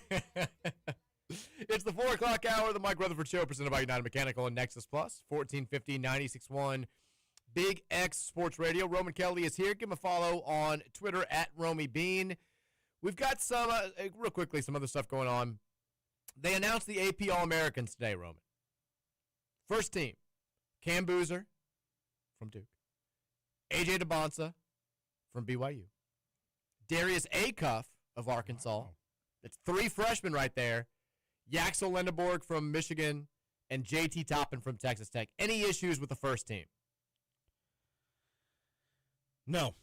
I think they got it right. I think Tough that JT's hurt, but yeah, it's still correct. Maybe if Caleb Wilson hadn't gotten hurt, I think he would have had a valid case to be up there. But Toppin only missed 4 or 5 games. Wilson basically missed the last month or so of the season. Yeah, he missed a little bit more. Second team, Caleb Wilson of North Carolina was on the second team. Joshua Jefferson of Iowa State. Roman's boy, Braden Smith, second team All-American. Broke a couple records. Figured he'd be up there. I mean, it's also still, I think you're still justified considering he was everybody's preseason National Player of the Year. Michigan State's Jeremy Fears, and then Don't like that pick. Yeah, I mean, he's 11 assists. He shoots 25%. I need to stop right now. I know what I'm doing. I'm setting myself up for just endless being dunked on. And then Keaton Wagler, the freshman sensation at Illinois. Those are your second team All-Americans. Congratulations to all. I didn't see the full release. I don't know if Conwell or Michael got any votes, but not a surprise to see them not. Those are the names you expected to be up there. Yeah, for sure. Speaking of names of players that had great seasons and now are dealing with some issues, did you see the latest update on the Aiden Holloway situation? Yes. So we mentioned yesterday that the news report came out that Holloway's house was, I don't know if it was raided, but police went in there. They found a pound of marijuana, and I guess not, his tags weren't up to date on his car, and he was arrested for that. By the way, there was a video out of like some Alabama student was like walking along. He's like, "Is that Aiden Holloway?" And it's a video of him just standing there talking to the cops. It's like, Jesus. They've updated that story now, Roman. Police now say they found 964 grams of marijuana, which is about 2.1 pounds, in the residence of Alabama star Aiden Holloway. He told them he, quote, only smokes. Just smoking it. It's a lot of weed to smoke. It's a lot. I saw a tweet that 6-figure NIL deal, just doing it for the love of the game. Yeah, he doesn't even have to. He's just out there doing it for the love of weed. Just dealing for the love of the game. I also saw the one yesterday that was like, there's only one solution here. He's got to smoke the entire thing and then play the game without taking a break just to see how it goes. That'll teach him. Now, Alabama they made an announcement last night. That he's off the tournament team, right? He is suspended indefinitely. Nate Oates said, speaking on the Hey Coach radio show, Nate Oates said, we've got standards in our program. We've got ways we've got to hold our guys accountable. We try to keep everything in-house. Obviously, some of the situations you can't. This is one of those. The situation's a little bit different. When I found out this morning, I guess it all went down this morning. We had to make a move, and then announces that he is he's suspended indefinitely. Like, look, we can murder. We can assist murder. I can push players and different coaches and different teams, but we're not going to be having any weed selling in my team. No weed. Those tags being out of date? Come on, man. That's ridiculous. Like, you have one of the most scandalous power conferences, like 2-year spans going on right now. 3-year span. 3-year span, yeah. And you really have the nerve to say that? Now, everybody is like, ooh, well, Aiden Holloway's off the team. It's going to be terrible. The wording here, I think, is interesting. I don't know if people are talking about this enough. According to the official word from Nate Oates, he's not going to be with the team as the UA Office of Student Conduct investigates his case, and he'll be off the team until he goes through the school's investigation process. What if the school, what's keeping the school from doing a 24-hour investigation process and being like, he's learned his lesson, He's good to go. He's going to some drug classes. Like, I think there's a world where he plays not in round 1, but plays in the second round this weekend. And they're just like, everybody's just assuming that he's done for the tournament. Are we really going to put it beyond Nate Oates in Alabama for him? They illegally played a pro player. They'll do anything. They don't care. Like, again, Brandon Miller was like a witness in a murder case and playing that night. He gave the gun to the murderer. Yeah, showed up. There's text messages proving it. I would not be shocked at all if Alabama says, all right, we should be able to beat Hofstra without Aiden Holloway. We need this investigation wrapped up as soon as possible. So, like, if the investigation wraps up on Thursday, they're like, well, he's not playing on Friday. But Sunday, when we get Texas Tech or Akron, he's back. Or, Texas Tech doesn't have JT Toppin. Akron's a 12 seed. They've never won a game in the NCAA tournament before. Maybe you're like, we can get through the first week without him. But when we take on, who's the 1 seed in that region? Zona? Yeah. Playing a 1 seed in the Sweet 16. That's when Aiden Holloway's really learned his lesson. That's when he's good. Like, I'm not putting it past them to play him in this tournament. Everyone's just assuming he's done. I'm not putting them past him to play him in the first game. He might play Friday. Would not be shocked at all. Like, the wording is very, like, he has not been, according to Oates, he's suspended indefinitely. According to the official press release, he's suspended until the school finishes its investigation. There's no, like, he's off the team or he's out for the NCAA tournament. It's all like, we'll see. There's going to be, this weed was purchased legally. It's turned out that he was not, no investigating, no signs of anything being sold. This will all come out. He'll be playing Friday. This is why. We've got the receipts. He's a smoker. This is why, young men, when you're planning your transfer portal destination, let's look a little bit closer at which states are more cool about this sort of thing. Just saying. It's not great for us. It's better than Alabama, though. Take your talents up to, Michigan. Take your talents to California. We've got medical weed here now. Yeah, like that amount, you're still going to jail, unfortunately, Holloway. But and look, we would have to let Aiden Holloway, the Aiden Holloways of the world, know, like, Louisville's not really like the rest of Kentucky. We're going to be cool about some stuff up here.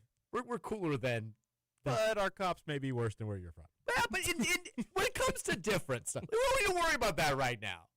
Just, they got a funny Twitter account. Just pay attention to that, right? Like, who cares about all the other stuff? They're sending out hilarious tweets every now and then. Got the Derby.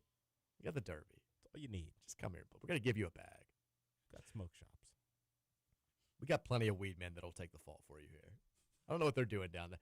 Why would you? I mean, you've got a decent amount to lose. Why would you have 2.1 pounds of weed? I can almost even, like, guys that have not been introduced to that kind of money. They've got their camps. They've got their friends.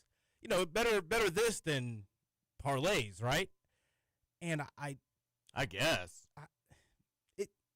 You just got, if you want to do something like this, why are you in Alabama? You can't be in Alabama doing something like this. Yeah. Quick news via Matt McGavick talking about football. We have the spring roster is out. We've apparently added a new player, unbeknownst to anybody. The U of L has added former South Carolina cornerback Miles Norwood, 6'2", 290 pounds, had 19 tackles in 10 games for the Gamecocks last season, has also played at Ball State and Iowa State. Sure, a little bit of secondary depth. Why not? Go with it. Shout out to Matt McGavick, always on top of things. Gameday Men's Health text lines 502-414-1450. Let's get back to your thoughts here on the text line. Texter says, Roman, I'm disappointed in you, Dalton, and Matt. Yesterday was Dalton's only show before the tournament, and you all spent literally over 20 minutes speculating about Christian Collins. Shameful. I'm dying for tournament coverage from Louisville people, and y'all were blabbering about maybe he included us because PK called him on his birthday. Trash! It's a good quote there to sum up what we were saying. We did probably talk about Christian Collins a little bit too much. I informed Matt and Dalton at the beginning that I don't think that we have an offer out for him. And then we kind of just started discussing. We have an offer out for him. He never visited here. Yeah, discussing how it didn't really make sense that a player that didn't visit here has us on his list. But we discussed other things too. We talked about the seating, talked about the region, talked about USF for about 40 minutes. Has he made his announcement? He was supposed to do it today, wasn't he? Or it's tomorrow? I mean, he's going to USF. It's today. Is it today? Yeah. No, it's Wednesday. I thought you said yesterday was the 17th. Well, he pushed it back, apparently. Wednesday, 3 o'clock. Finalists include Kentucky, Louisville, and USC.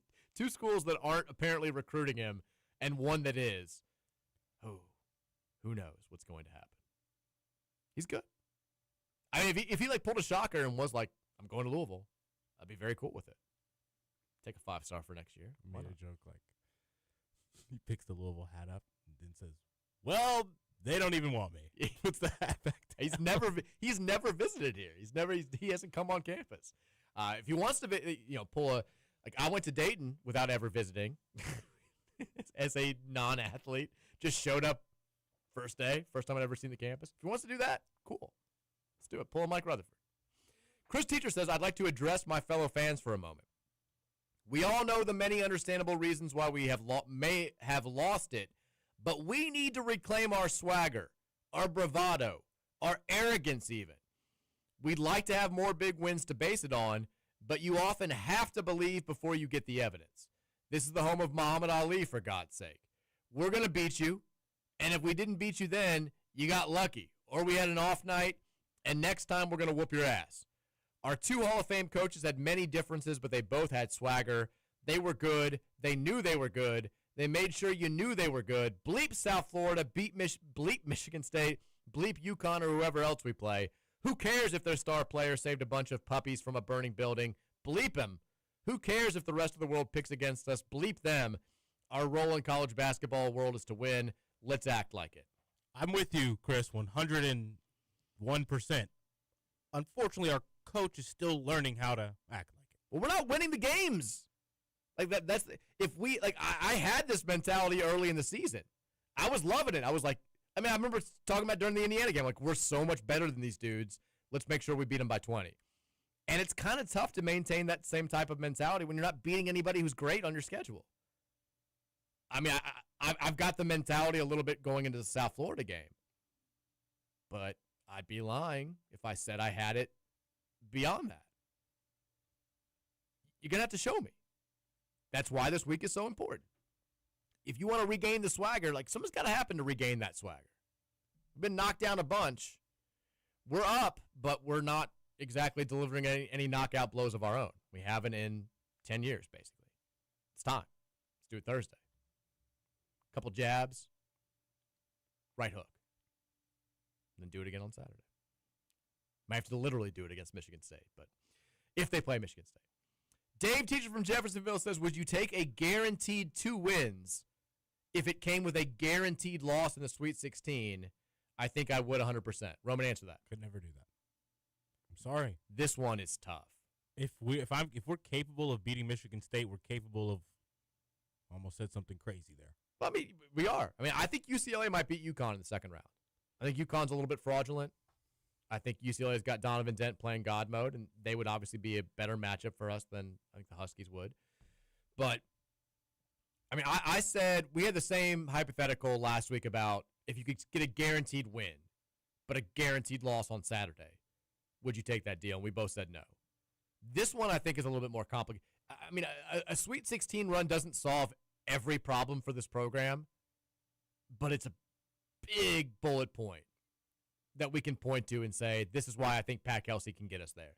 Plus just the excitement. Imagine being here this time 7 days from now and us talking about, winning 2 games, getting ready for a Sweet 16 game, just like that level of buzz. We've been missing it for so long.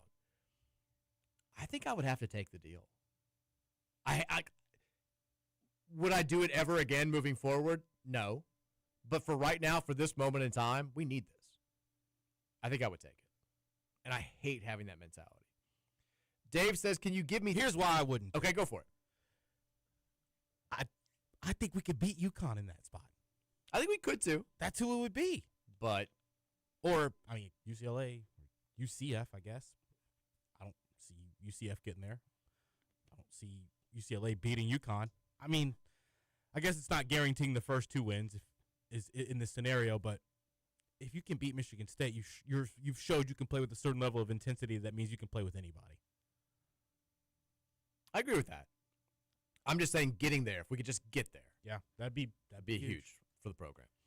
His second thing, can you give me 3 upsets you can see happening? 1 for sure, 1 maybe, 1 long shot.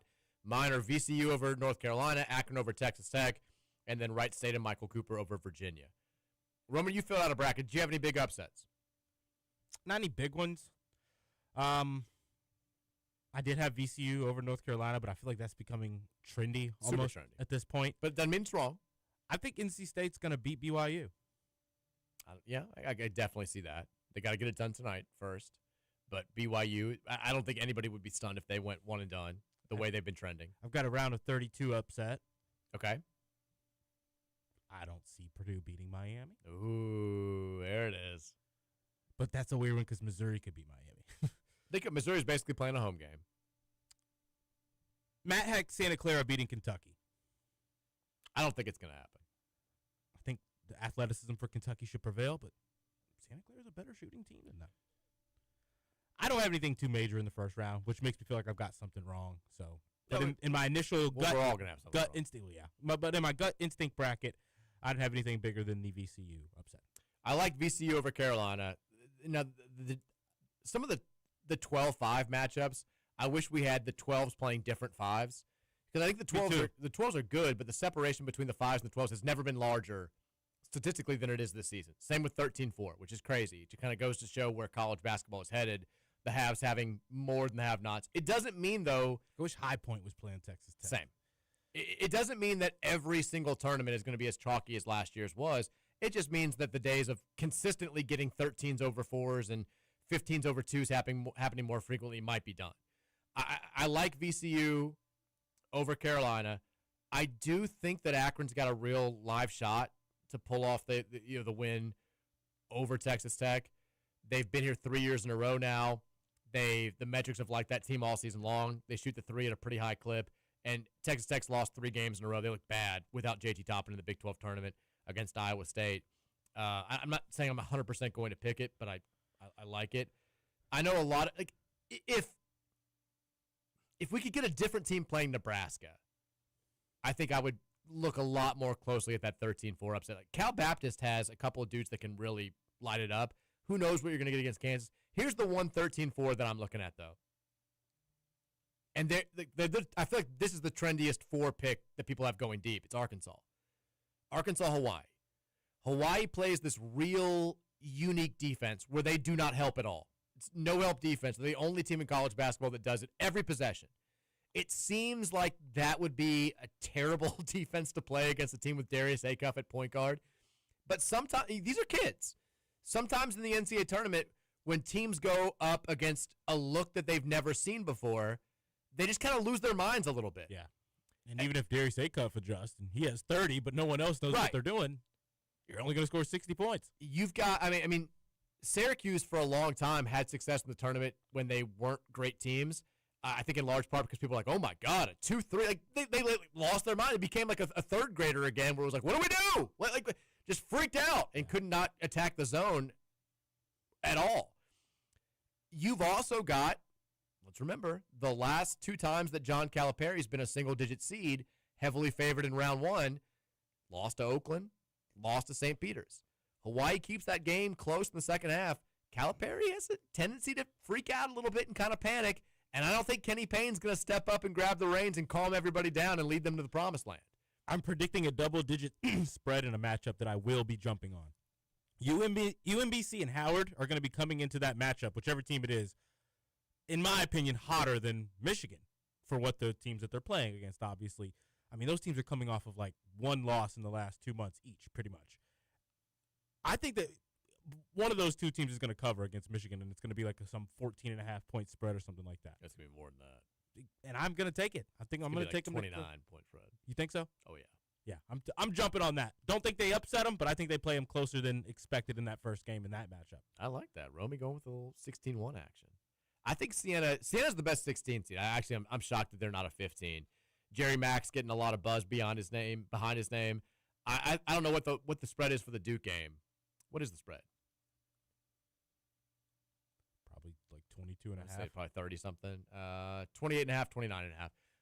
I think Siena can cover the spread in that game. I don't think they're going to ever threaten Duke, but I think they can cover. they deserved a better draw. Texter says, well, I, for one, believe Aiden Holloway. Also, happy spring break to me. Can't wait for 8 hours of b-ball. You timed it perfectly. Well done. Riddler's texted in.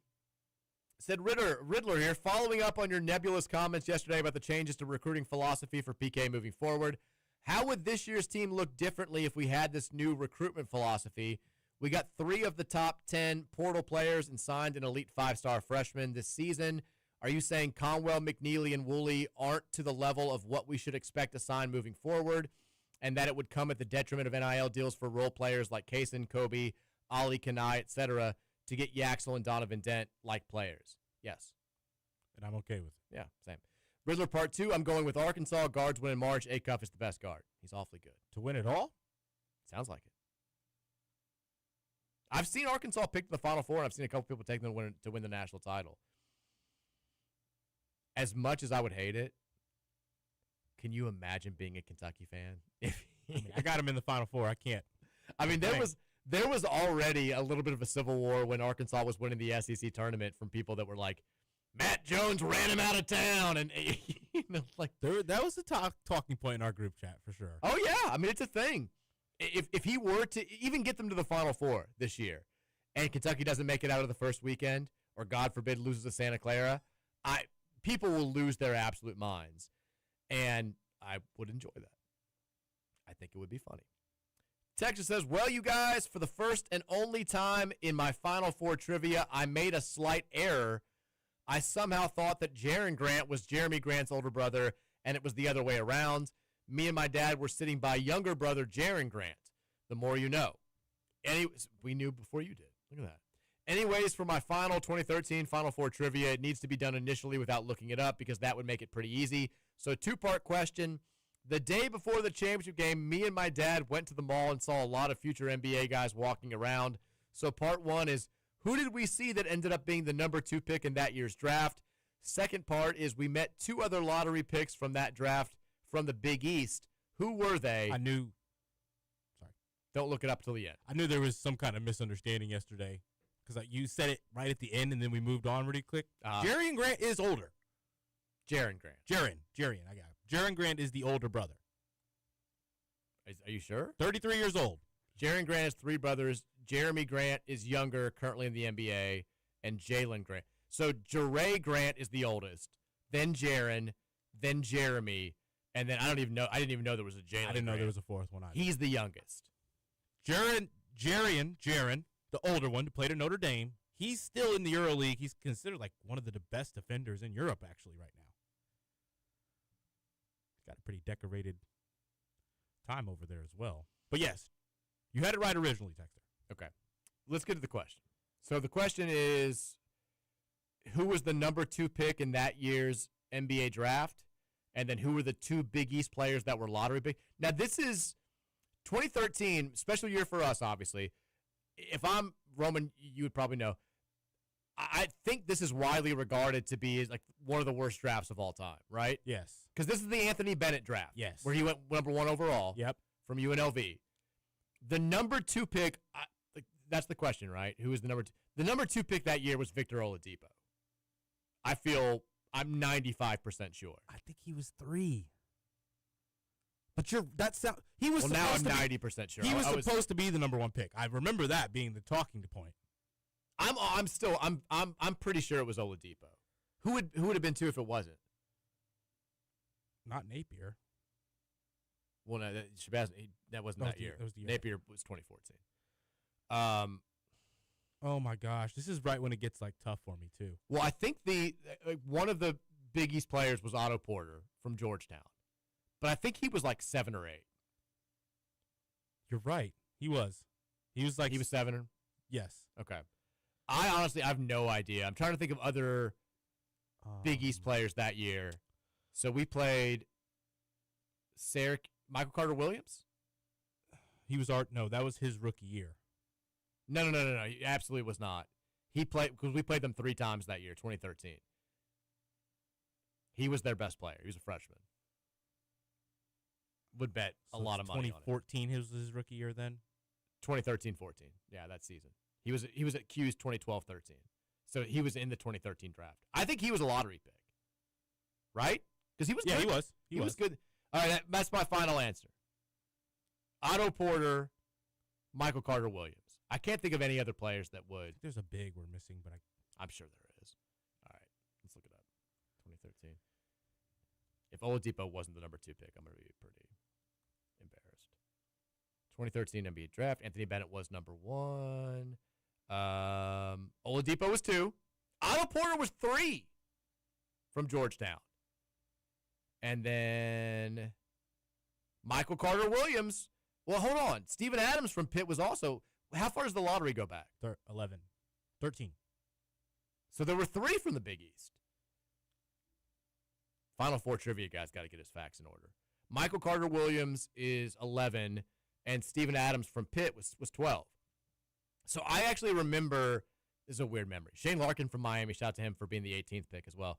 I was at dinner on my family vacation with my wife's family, and Steven, I was pissed off that Steven Adams got taken ahead of Gorgie. And I sent out the Happy Gilmore tweet, and I was like, oh, Steven Adams, how did he finish again this year? Oh, dead last? No, he had a great year, though. And he ended up being a very good NBA player for a long time. I don't know if that tweet's still out there somewhere, but I probably should scrub that one. All right, we got to go to break. Gorgie was 21st overall, by the way. We got to go to break when we come back. Hour number 3 is up. Stay tuned. Mike Rutherford Show, 1450, 961 The Big X. I might call you my cuz, young blood, but we ain't kidding. You think the jumping man, you best think again. The dirty, I'm the type of man that might go broke from revenge. Options when it comes to insurance.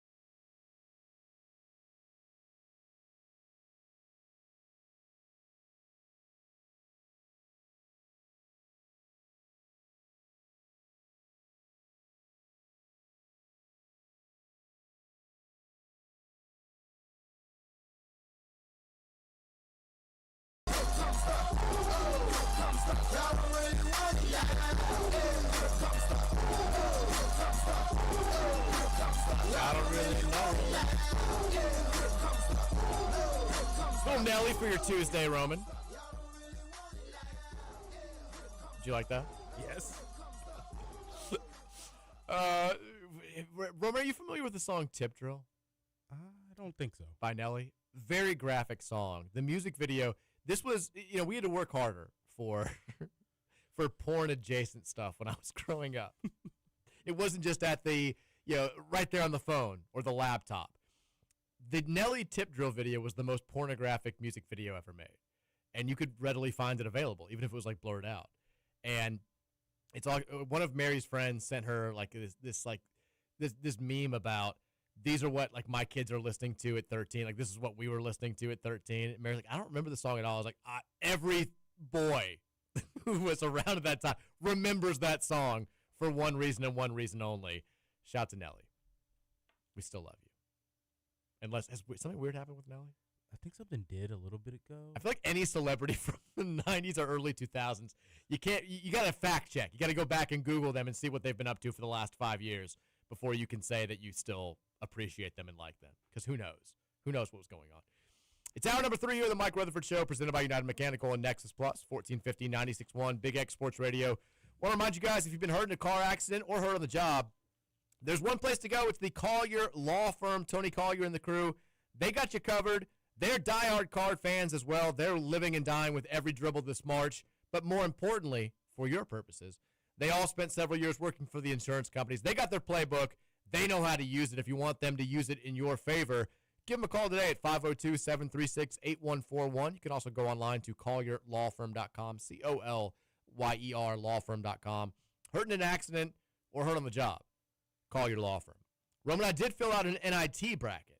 Have not done my NCAA tournament bracket, but the NIT contest that I was asked. It's underway today as well, right? Gets underway tonight. We got NIT games going on. I like Yale to cover tonight.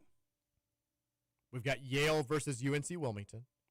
We've got Liberty George Mason. Why is Liberty underdog? Why are they an underdog in that? I picked them to win. All right. Mason got off to a great start this year. They've kind of been floundering down the stretch, but they also play in a tougher conference. Wyoming, Wichita State, Davidson, Oklahoma State, Stephen F. Austin, Tulsa, St. Thomas, Seattle, South Alabama, Auburn. God, I want South Alabama to win. And then UNLV, UC Irvine.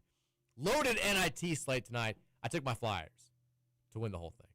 I'm going Dave. Aren't they dogs tonight too? They don't play tonight. Or in their first game? I don't think so. They are a 1.5-point favorite over Bradley, but they are on the road. They do have to go to Bradley. Okay.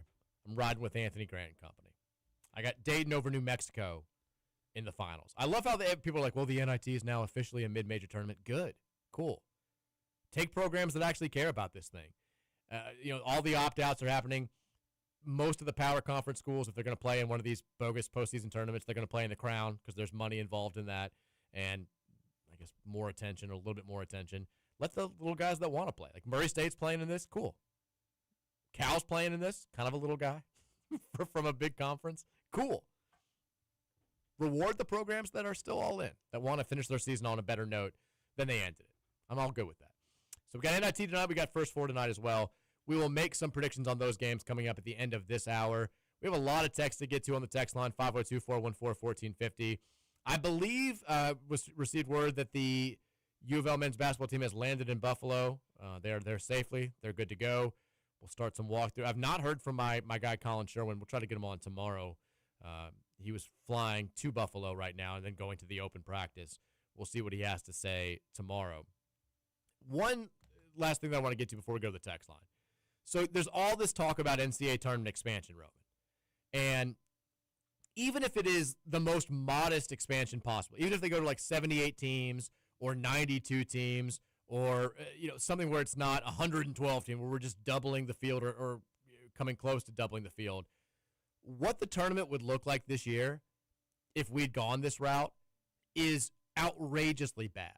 Sometimes I think you need to see a visual. So if we went to a 76-team tournament for this year, which is what I think the most modest proposal from the people that want this to happen is, Kevin Sweeney of Sports Illustrated went ahead and broke down what it would look like. So first of all, you would have 6 games between 16 seeds and 15 seeds. People already don't care that much about like Lehigh and Prairie View A&M and then Howard and UMBC, but you toss in 4 more of those games, Kennesaw State versus Wright State, Idaho versus Tennessee State. Like, nobody cares. Nobody wants to watch those. And then here's what the at-large games would look like, Roman. Arizona State versus Cal. Oklahoma State versus Virginia Tech. Indiana versus Oklahoma. Auburn versus San Diego State. And then SMU versus Miami and Texas versus NC State. Who wants this? Nobody. Nobody.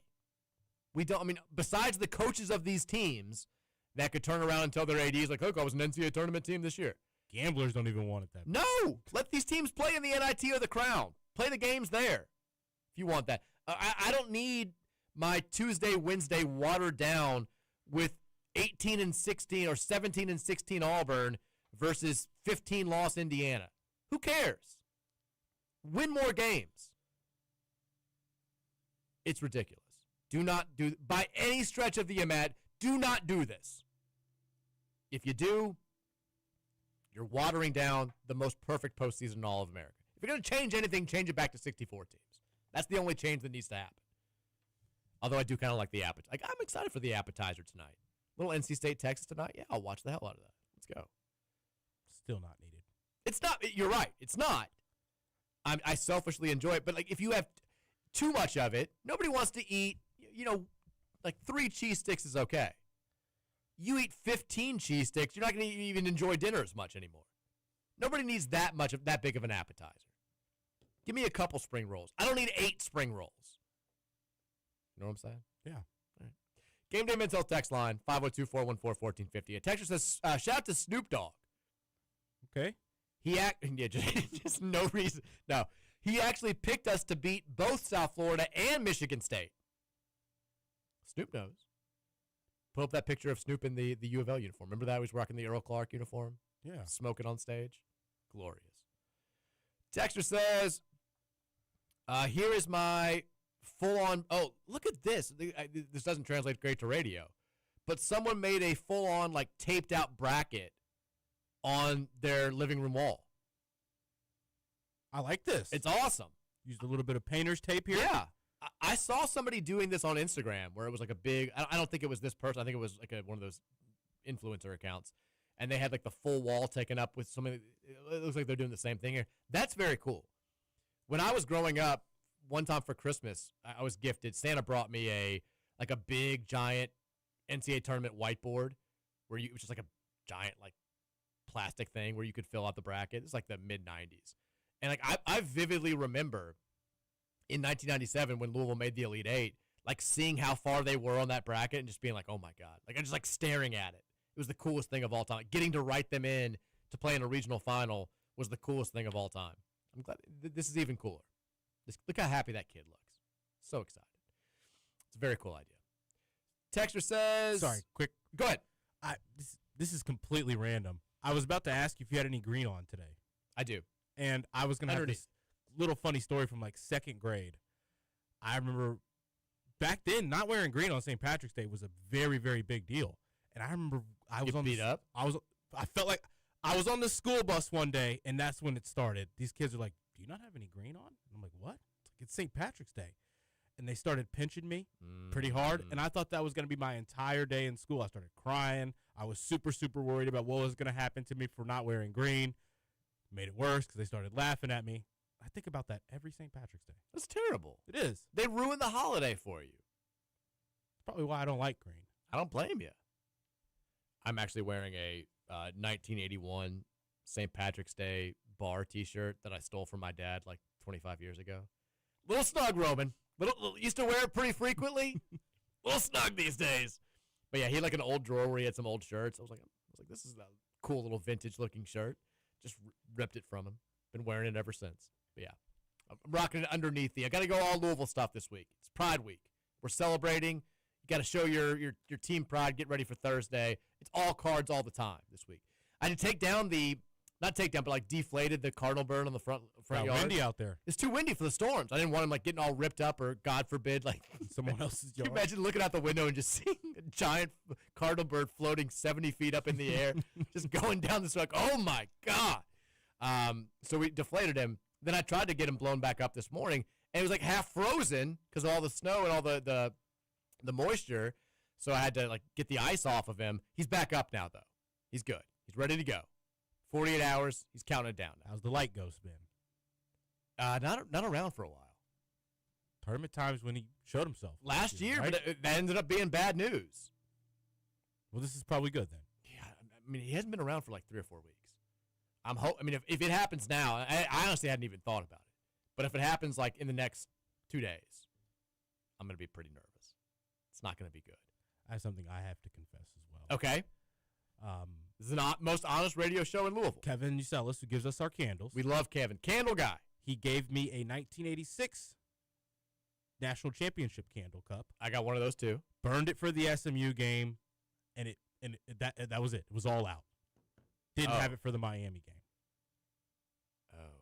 I need a candle. You burned the whole candle in one day? In one season. It only made it to the first round of the ACC one tournament. Season, I see.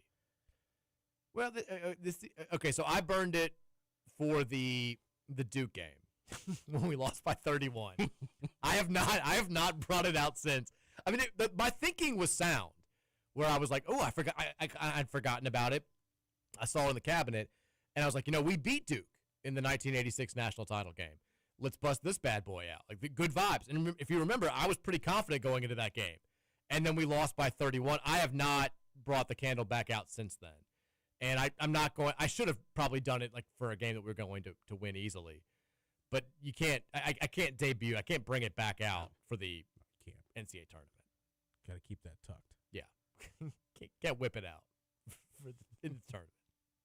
Got to keep that straight up into the belt. I appreciate your honesty, though, Roman. Texter says, PRTG here.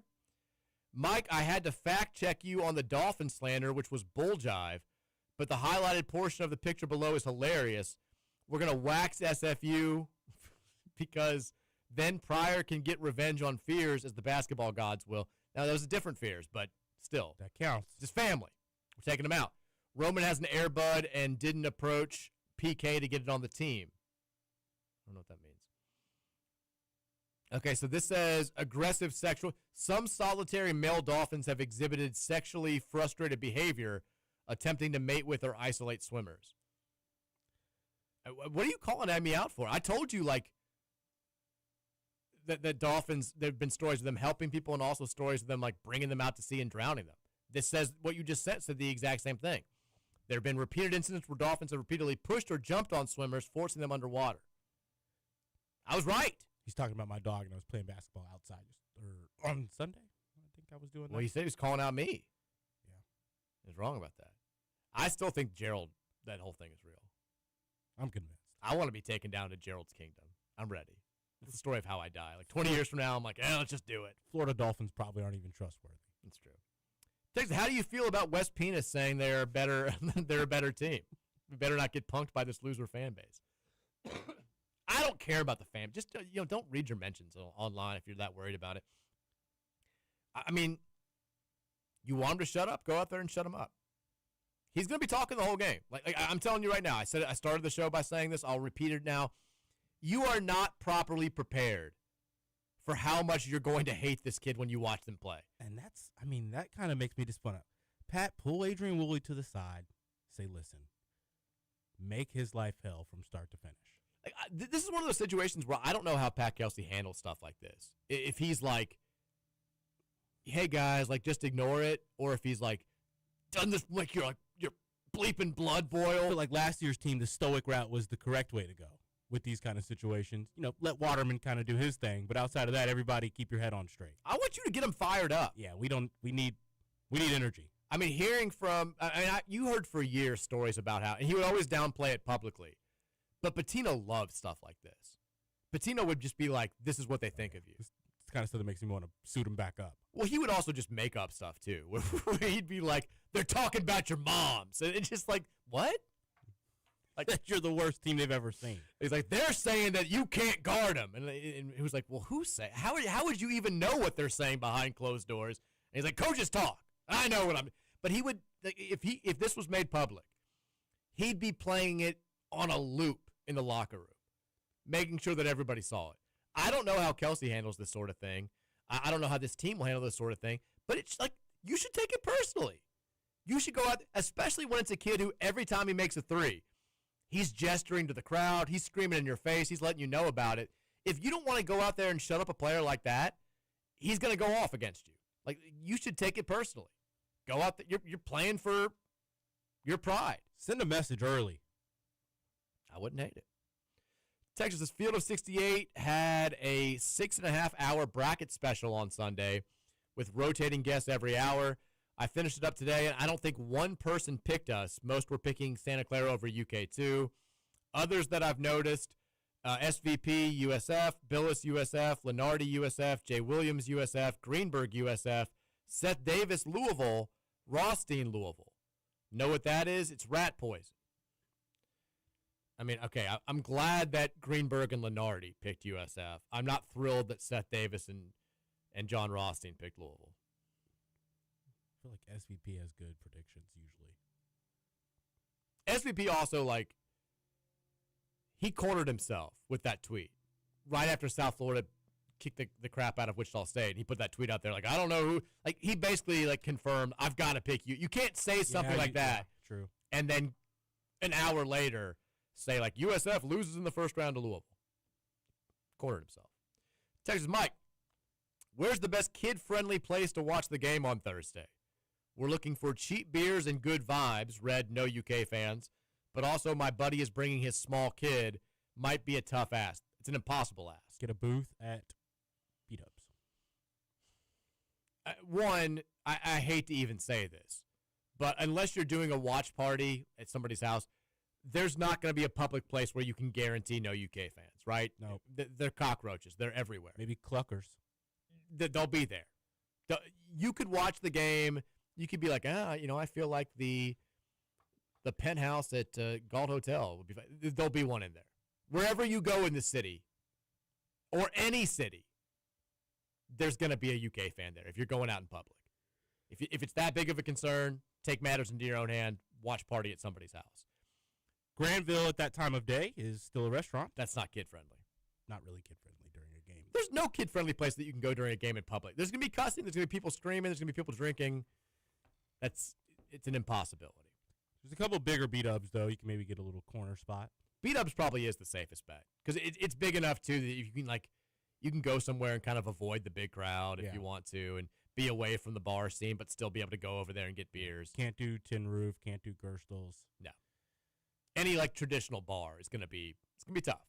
Plus, like, I don't know how young this kid is. He says small kid. You're really going to bring a 3-year-old into, like, Tin Roof in the middle of the day? Oh, probably not a great look.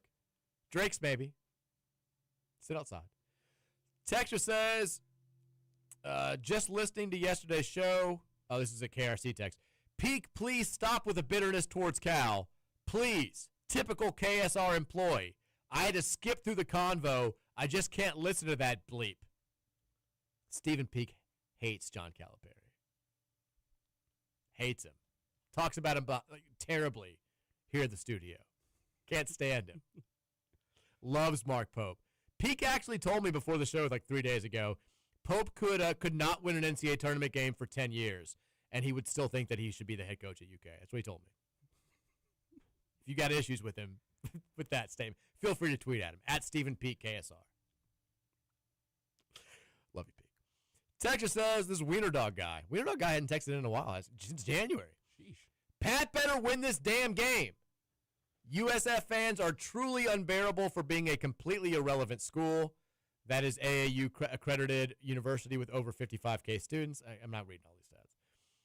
They've told me that at least 20 times on Twitter, fire Pat if we lose. I don't care about how big South Florida. This is basketball. I don't care about your endowment. I don't care about your economic impact on the surrounding area. I don't care about your U.S. patents that have been granted. You've won 2 NCAA tournament games in your existence, and you haven't been to the tournament since then. Bunch of nerds who can't hoop. Not even nerds. It's Tampa. Tampa's gross. It's God's waiting room. I'm sorry, that was me. I shouldn't have said that. Texture says, I'm also reading Dungeon Crawler, Carl. I just finished book 1 today. I'm officially hooked. I do have a hot take, though. Mike is too old to like it. Sorry, Mike. Also, huge news. I'm getting the big V vasectomy. You can't call me out for being too old and then in the next breath say you're getting a vasectomy. My second and final child crawled out of my wife in February. Do not let her know that you used that term. And we decided that children cannot outnumber us. So I was debating between the Masters and March Madness for my penis play date. This Thursday, 8 a.m., with a required 5 days of rest due to my high labor job as a nurse. So let's go Cards. I'm hoping for just one win while I hold my semenless testicles. I have two friends that have actually done the whole scheduling the vasectomy for the first weekend of the NCAA tournament. It sounds like it's the right play.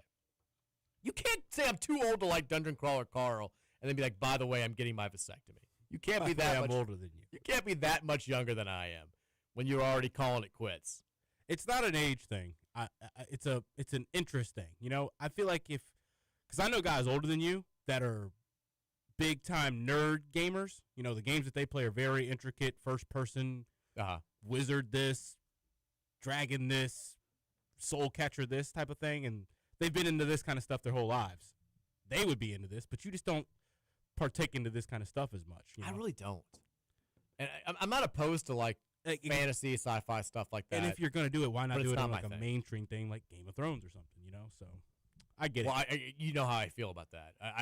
I've divorced myself from anything having to do with the Game of Thrones universe. I will never go back. I mean, that's probably a big part of my reason for this whole thing. I finally gave my being to something in that realm, and it just crapped all over it. Just absolutely just took a dump all over me. Because they're going to make a show.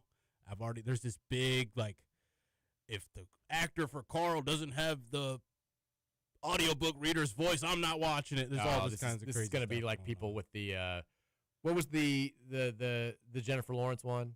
The Hunger Games. Yes. Because my wife read those books. So my wife's, my mother-in-law was a teacher for a long time. And so, like, they got into a lot of the YA stuff. Like, so she was always, I feel like, aware of the youth literature that was circulating. Like, she was into Twilight before anybody I knew, and she read the Hunger Games books. And so, like, I remember there being a whole, like, well, this person has to fit this category for, and I was like, you guys are losers. Like, I read some Tolkien growing up. Did you read the Hunger Games? I never read the Hunger Games. I never read that. I never read Harry Potter or anything like that. Ooh. I never really got into it. But like, I didn't really like any. I didn't like The Hobbit. I didn't like. Still haven't read it, or still haven't tried to reread it. But like, I see how people can get really into it. It's just not. It's not my preferred genre. I like Star Wars growing up, the original 3. Well, this is just Star Wars and Hunger Games combined. I sent Matt a Star Wars meme over the weekend. Because it was somebody asked. Did you see the tweet where it was like somebody asked Harrison Ford if he'd ever had sex to theme music from his movies, and he was like, "Yeah, of course." And someone just retweeted it with the image of those aliens playing that like song from the Star Wars part. I thought it was very funny just imagining that. Texter says, "Hey Roman, what are your thoughts on the USA World Cup jerseys? They're called kits, please. I've seen them actually. I locked in my order for a Weston McKennie home jersey yesterday. I'm curious, whose jersey would you get if you were to invest in one?" I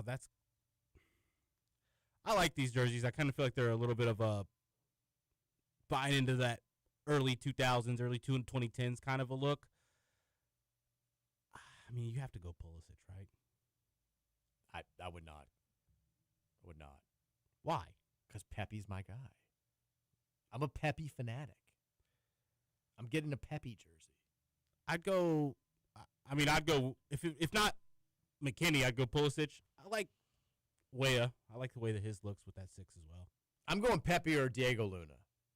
Those are my guys. I like Luna. Gosh, we need a good run. You know who's my favorite USMNT player of all time? DeMarcus Beasley. I'd probably just get a Beasley jersey. I liked Beasley a lot. My friends who were like soccer, like soccer purists, played at a high level growing up and stuff.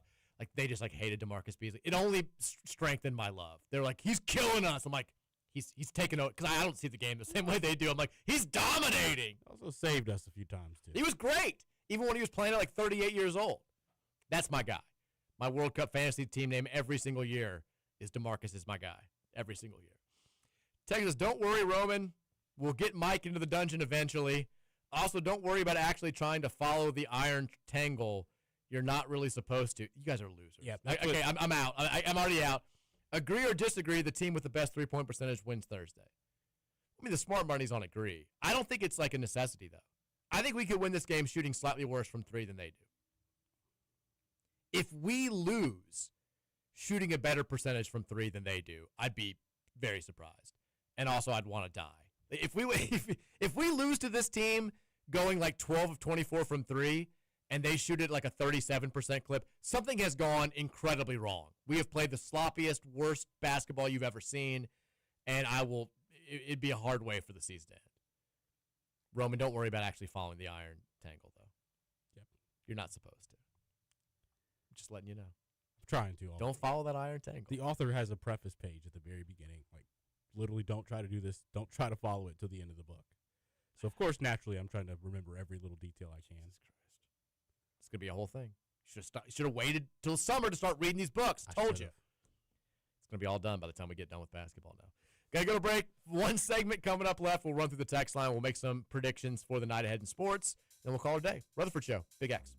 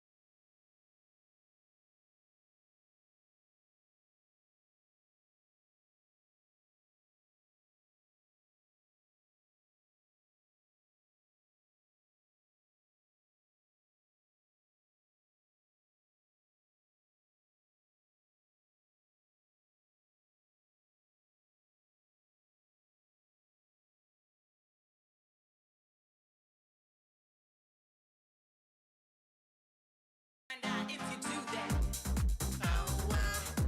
a place to booty on the porch now. Make my day. 5 o'clock hour.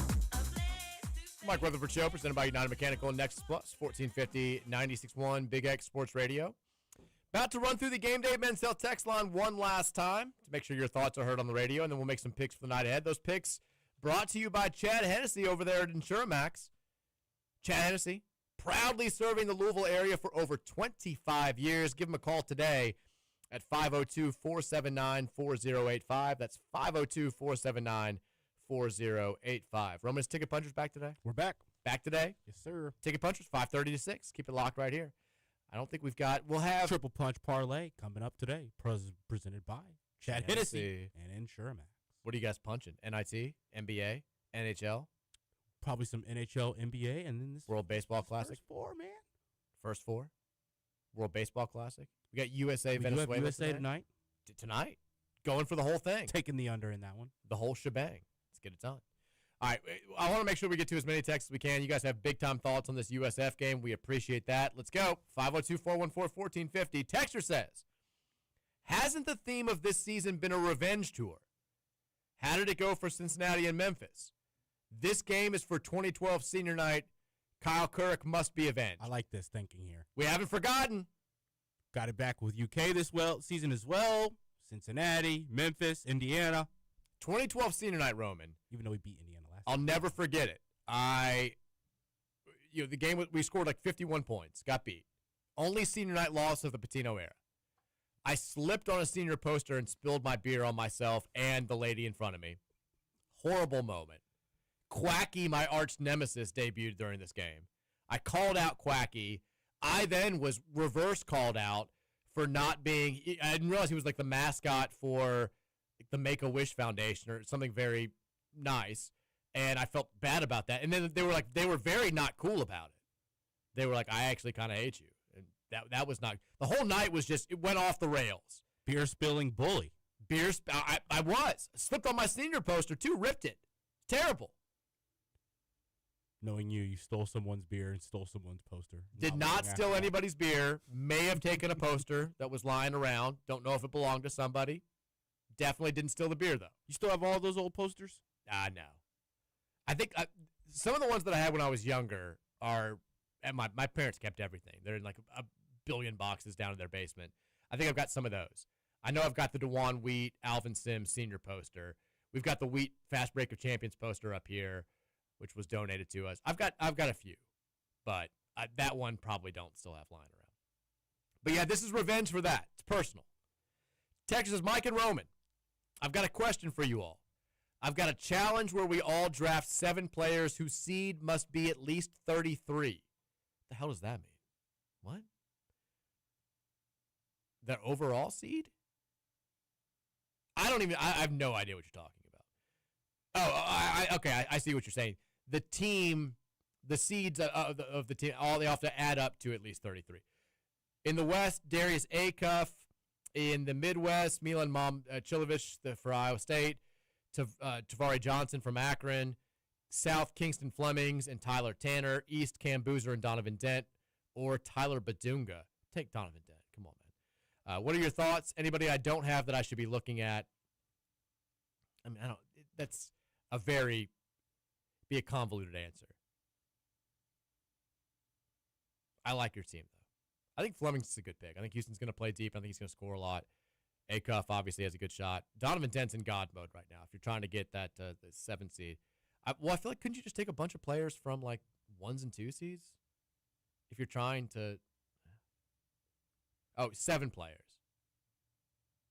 Okay, I see. It's a fun game. It would just take too much time. We gotta keep going. I like your team. Texas, I'm tired of the South Florida love. If this was December on a Saturday, nobody would go to the game in the Yum. If we're worried about a mid-major, then we got bigger issues in South Florida. 84-71 Cards. Love it. They would go to the game, but we wouldn't be nearly as concerned. But this is the NCAA tournament. Stakes are higher. We're a 5.5-point favorite in this game. It's not like we're expected to blow these dudes out. Would love if we did. But I agree with you. Like to me, at the end of the day, this is kind of it's not a moratorium, but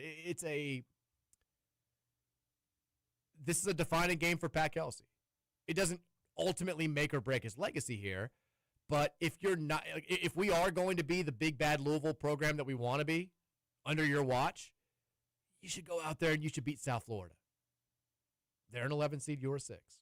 You've got better players. We've got advantages that they don't have as a program. Go out there and win the game. Did you guys hear Hodgson's like taking a bunch of different offers from other schools? I didn't. I heard Providence is calling him right now. Did you hear that? By the way, Enos's mom is like liking all my tweets. Just saying. That's not a joke either. She's got a joint. There's a joint account. It's like Debbie and Curtis Enos. They got pictures of kids. Every tweet I've had about South Florida, she's just liking it. Does she like me? Or is she nervous? Tweet at her when they lose. Please, I'm not afraid to. Your son sucks. Not above it. Texture says, here's my, we've simulated this game on NCAA Game Sim 12,614 times, Roman. The average score is Louisville 84.9, South Florida 74. 232 times, that's 1.8%. It went to overtime. It looks like Louisville won an average of about 80% of the time. I like that. Good. Sometimes technology is good. I feel like I'm backing AI. We won by more than 80% of the time. Okay, even better. I feel like I'm backing tech this week, like computers over people, because all the humans are like, oh, I love South Florida in this game, and all the computers are like, you're an idiot. Louisville's a dark horse team to make a run in this tournament. They're clearly better than South Florida. They're going to win this game by 6+ points. And I'm like, yeah, you know what? AI is good. I love AI. I love computers. This is why humans shouldn't have jobs. They know what they're talking about. We don't know bleep. Just for this week, I'm all about the computers, Roman. Texas Mike, would you say you feel better, worse, or the same after digging into the USF tape? I understand they're playing well, but we're Louisville, for Christ's sake. Let's have some confidence and go beat them and take your shot in the next round. Go Cards. I would say slightly worse. I feel slightly better. After watching them play more? Yeah. I feel better, but not even slightly. These kids take bad shots. I was pretty confident when the draw came out. I still think, I'm giving away tomorrow's show, I guess. I think we're going to win. But I think that they're good. And I think that they do present some matchup problems for us in ways where, we've struggled to locate big-time shooters all season long. We struggle with overhelping. They will kill us if we do that. But when it's only 2 guys that you have to just watch, just these 2, only ones that can burn you. Have you seen this team play this year? Attention to detail isn't exactly our thing. I get it. And they've got dudes that can make you pay. I hope we're the hungrier team. Because these dudes play with an edge. Hodgson, you can see why big-time schools are going after him. He's clearly a big-time motivator. Constant energy on the sidelines. I hope that we come out there and at the very least match their energy. Because you don't want to be the team that's like, we're going through the motions a little bit because we think we're big, bad Louisville. They'll kick our ass if that's the case. Kick our asses and, have a chance to win the game. I don't think there's any world where they, blow us out. But they could beat us. Texas, with how aggressive USF plays, this is an Ollie game, especially if he's willing to shoot the 3. So I kind of agree. I watched them get beat backdoor a bunch on film. The Ollie stuff, other teams are more prepped for it. This is a game where I think you can show USF players on film, hey, don't overcommit when this guy's got the ball. He's a pass-first player. It's different for them to go out there and actually execute that because their natural instincts are to jump every passing lane. I think we can absolutely beat them for 6 to 8 points on backdoor cuts, even if Khalifa's not in the game. I would still tell, Javon and Zoo and whoever else is out there, watch the backdoor cut there. Why, if they're going to try to jump passing lanes and put pressure on everybody on all spots of the floor, use their over-aggression against them. One thing that we have not done well all season long, and Sanana's the most obvious culprit, we don't run to the open spots on the floor.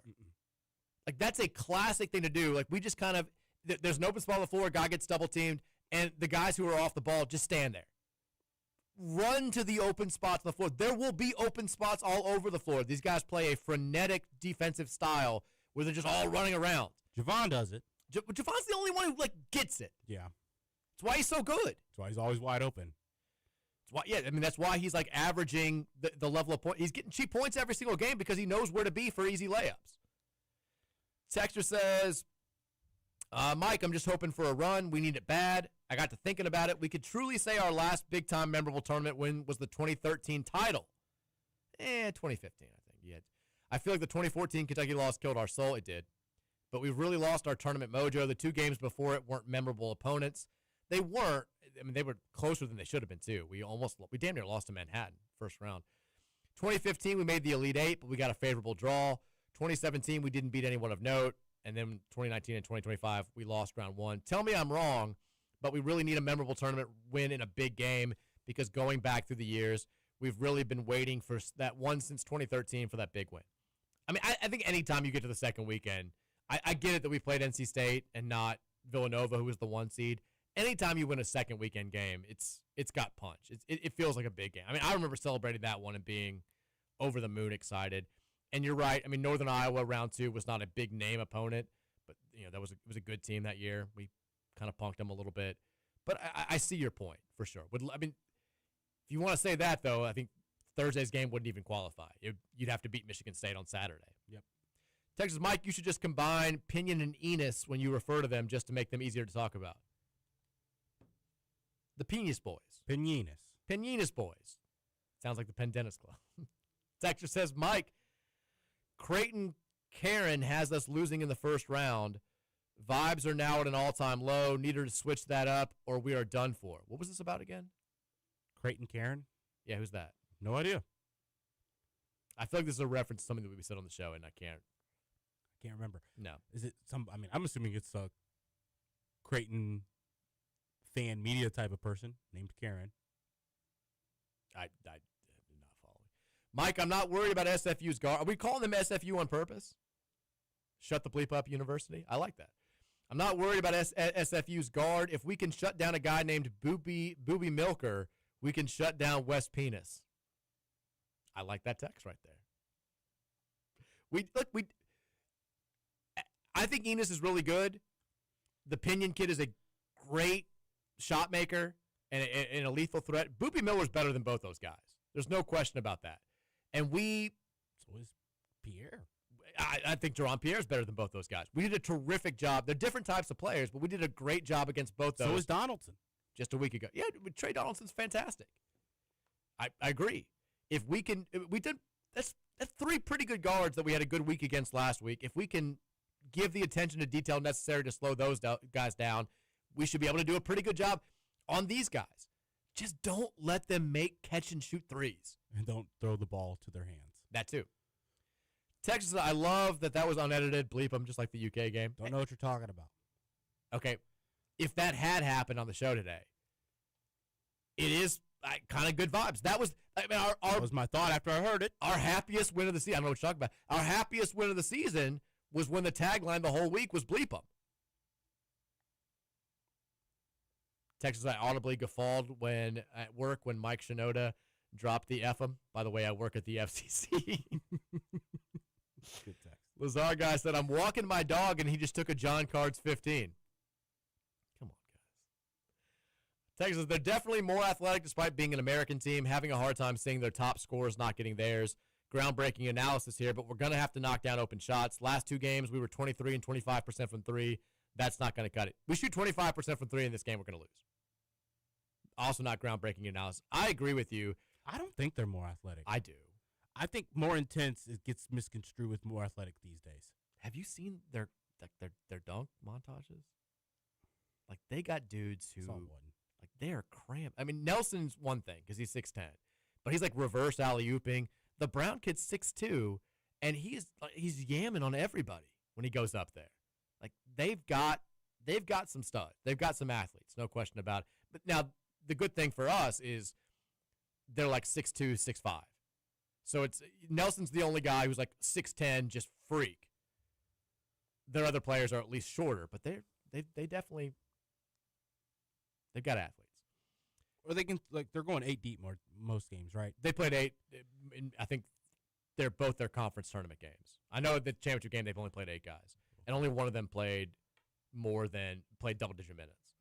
So they're a little bit thinner than we are. Texas Mike and Roman, I was listening to the show later yesterday, so I didn't have the chance to get this text in. No more talking and even mentioning of Michigan State. You guys are the only one doing it now. The only Michigan State texts are 2 texts saying don't mention Michigan State. Love how everyone is picking us to lose. Have to shut their delusional Twitter fans up. Texas, let everyone pick South Florida.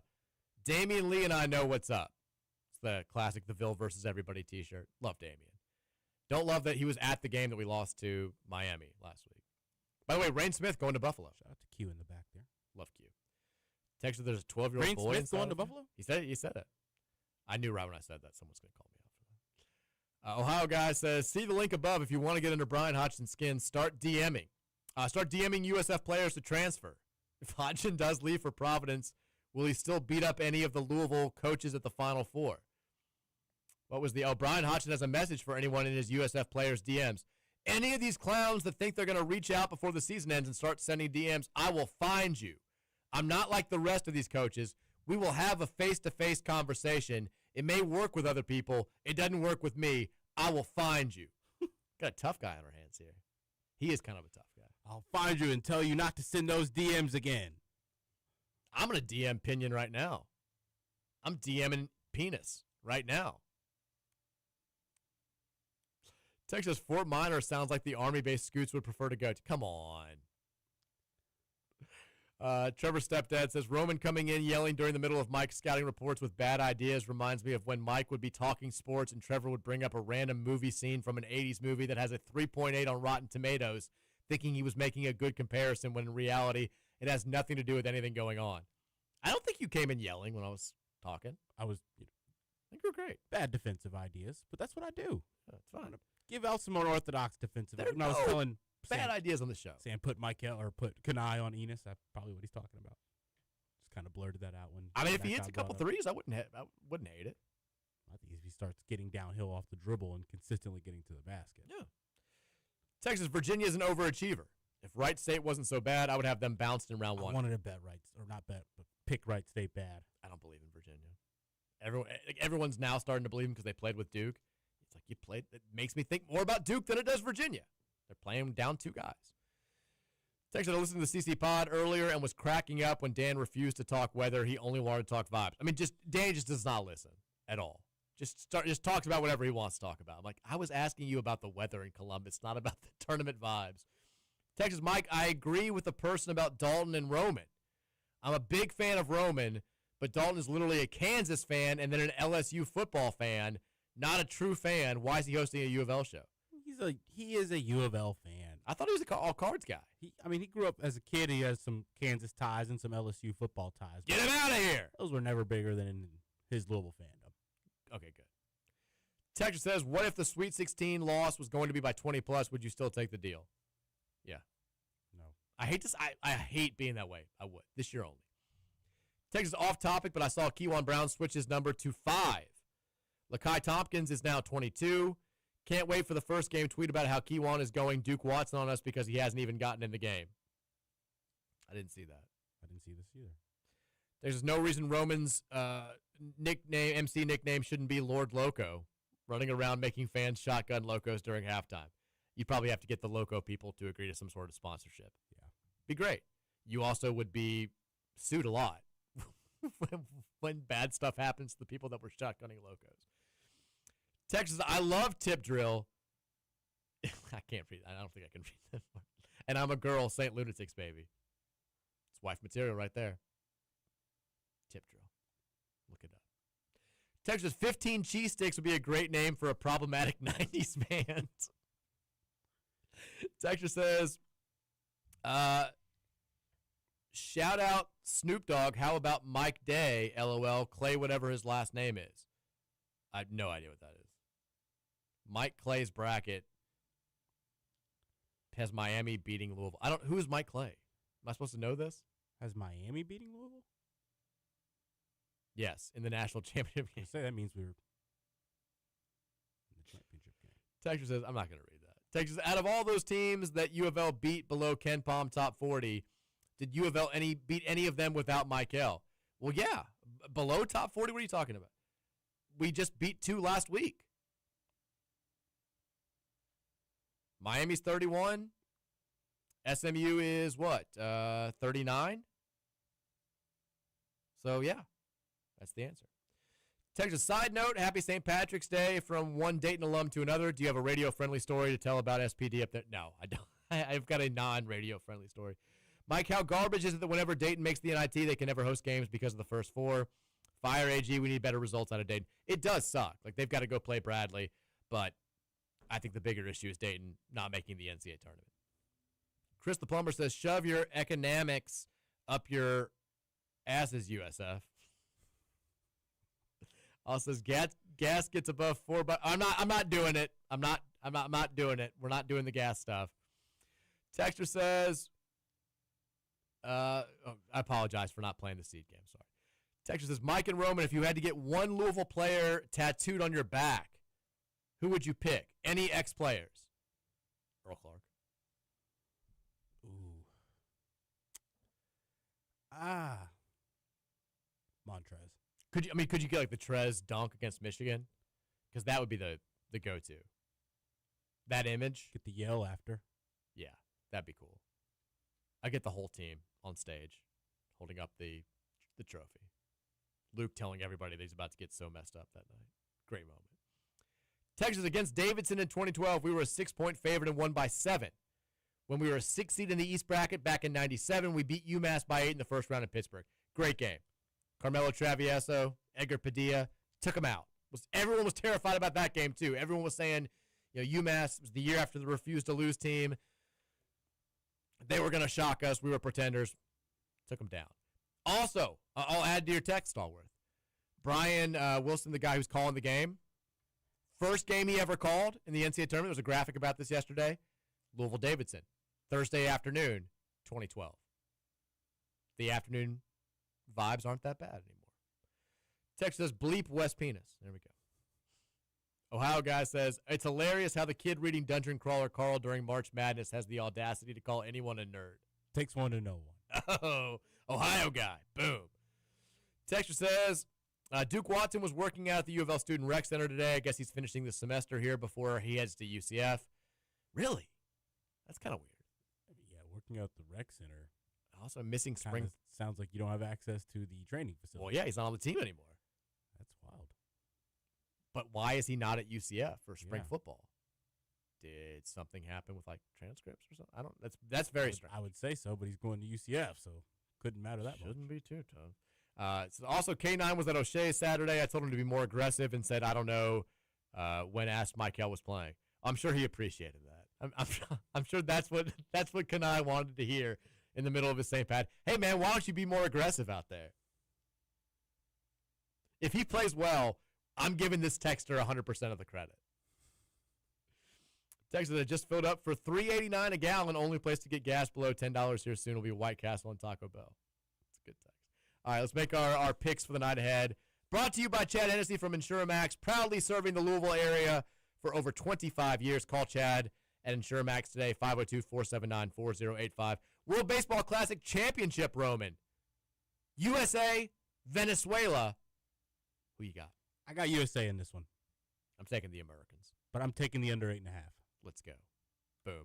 First four, UMBC Howard in game 1. Howard's a 1.5-point favorite. It's UMBC's first tournament game since the year they shocked Virginia in the first round. Who you got? I got Howard. Kenny Blakeney, national champion at Duke, finally gets a head coaching job. 3 tournaments in 4 years. But I got the Retrievers, UMBC, straight up. Texas, NC State, 9:15. Wolfpack slumping late. Both these teams have sucked late. NC State's a 1.5-point favorite. Who wins? NC State wins. I got the Wolfpack just because I think Dalen Swain goes crazy, but I think Dalen Swain goes crazy too. Texas does not play any defense, and NC State statistically is the best 3-point shooting team in the field. Only team with 4 players shooting 40% or better from 3. Wolfpack win tonight. Enjoy the first games this evening. We got the Ticket Punchers up next. Rutherford show's back tomorrow at 2:30. Until then, go Cards. Go Cards.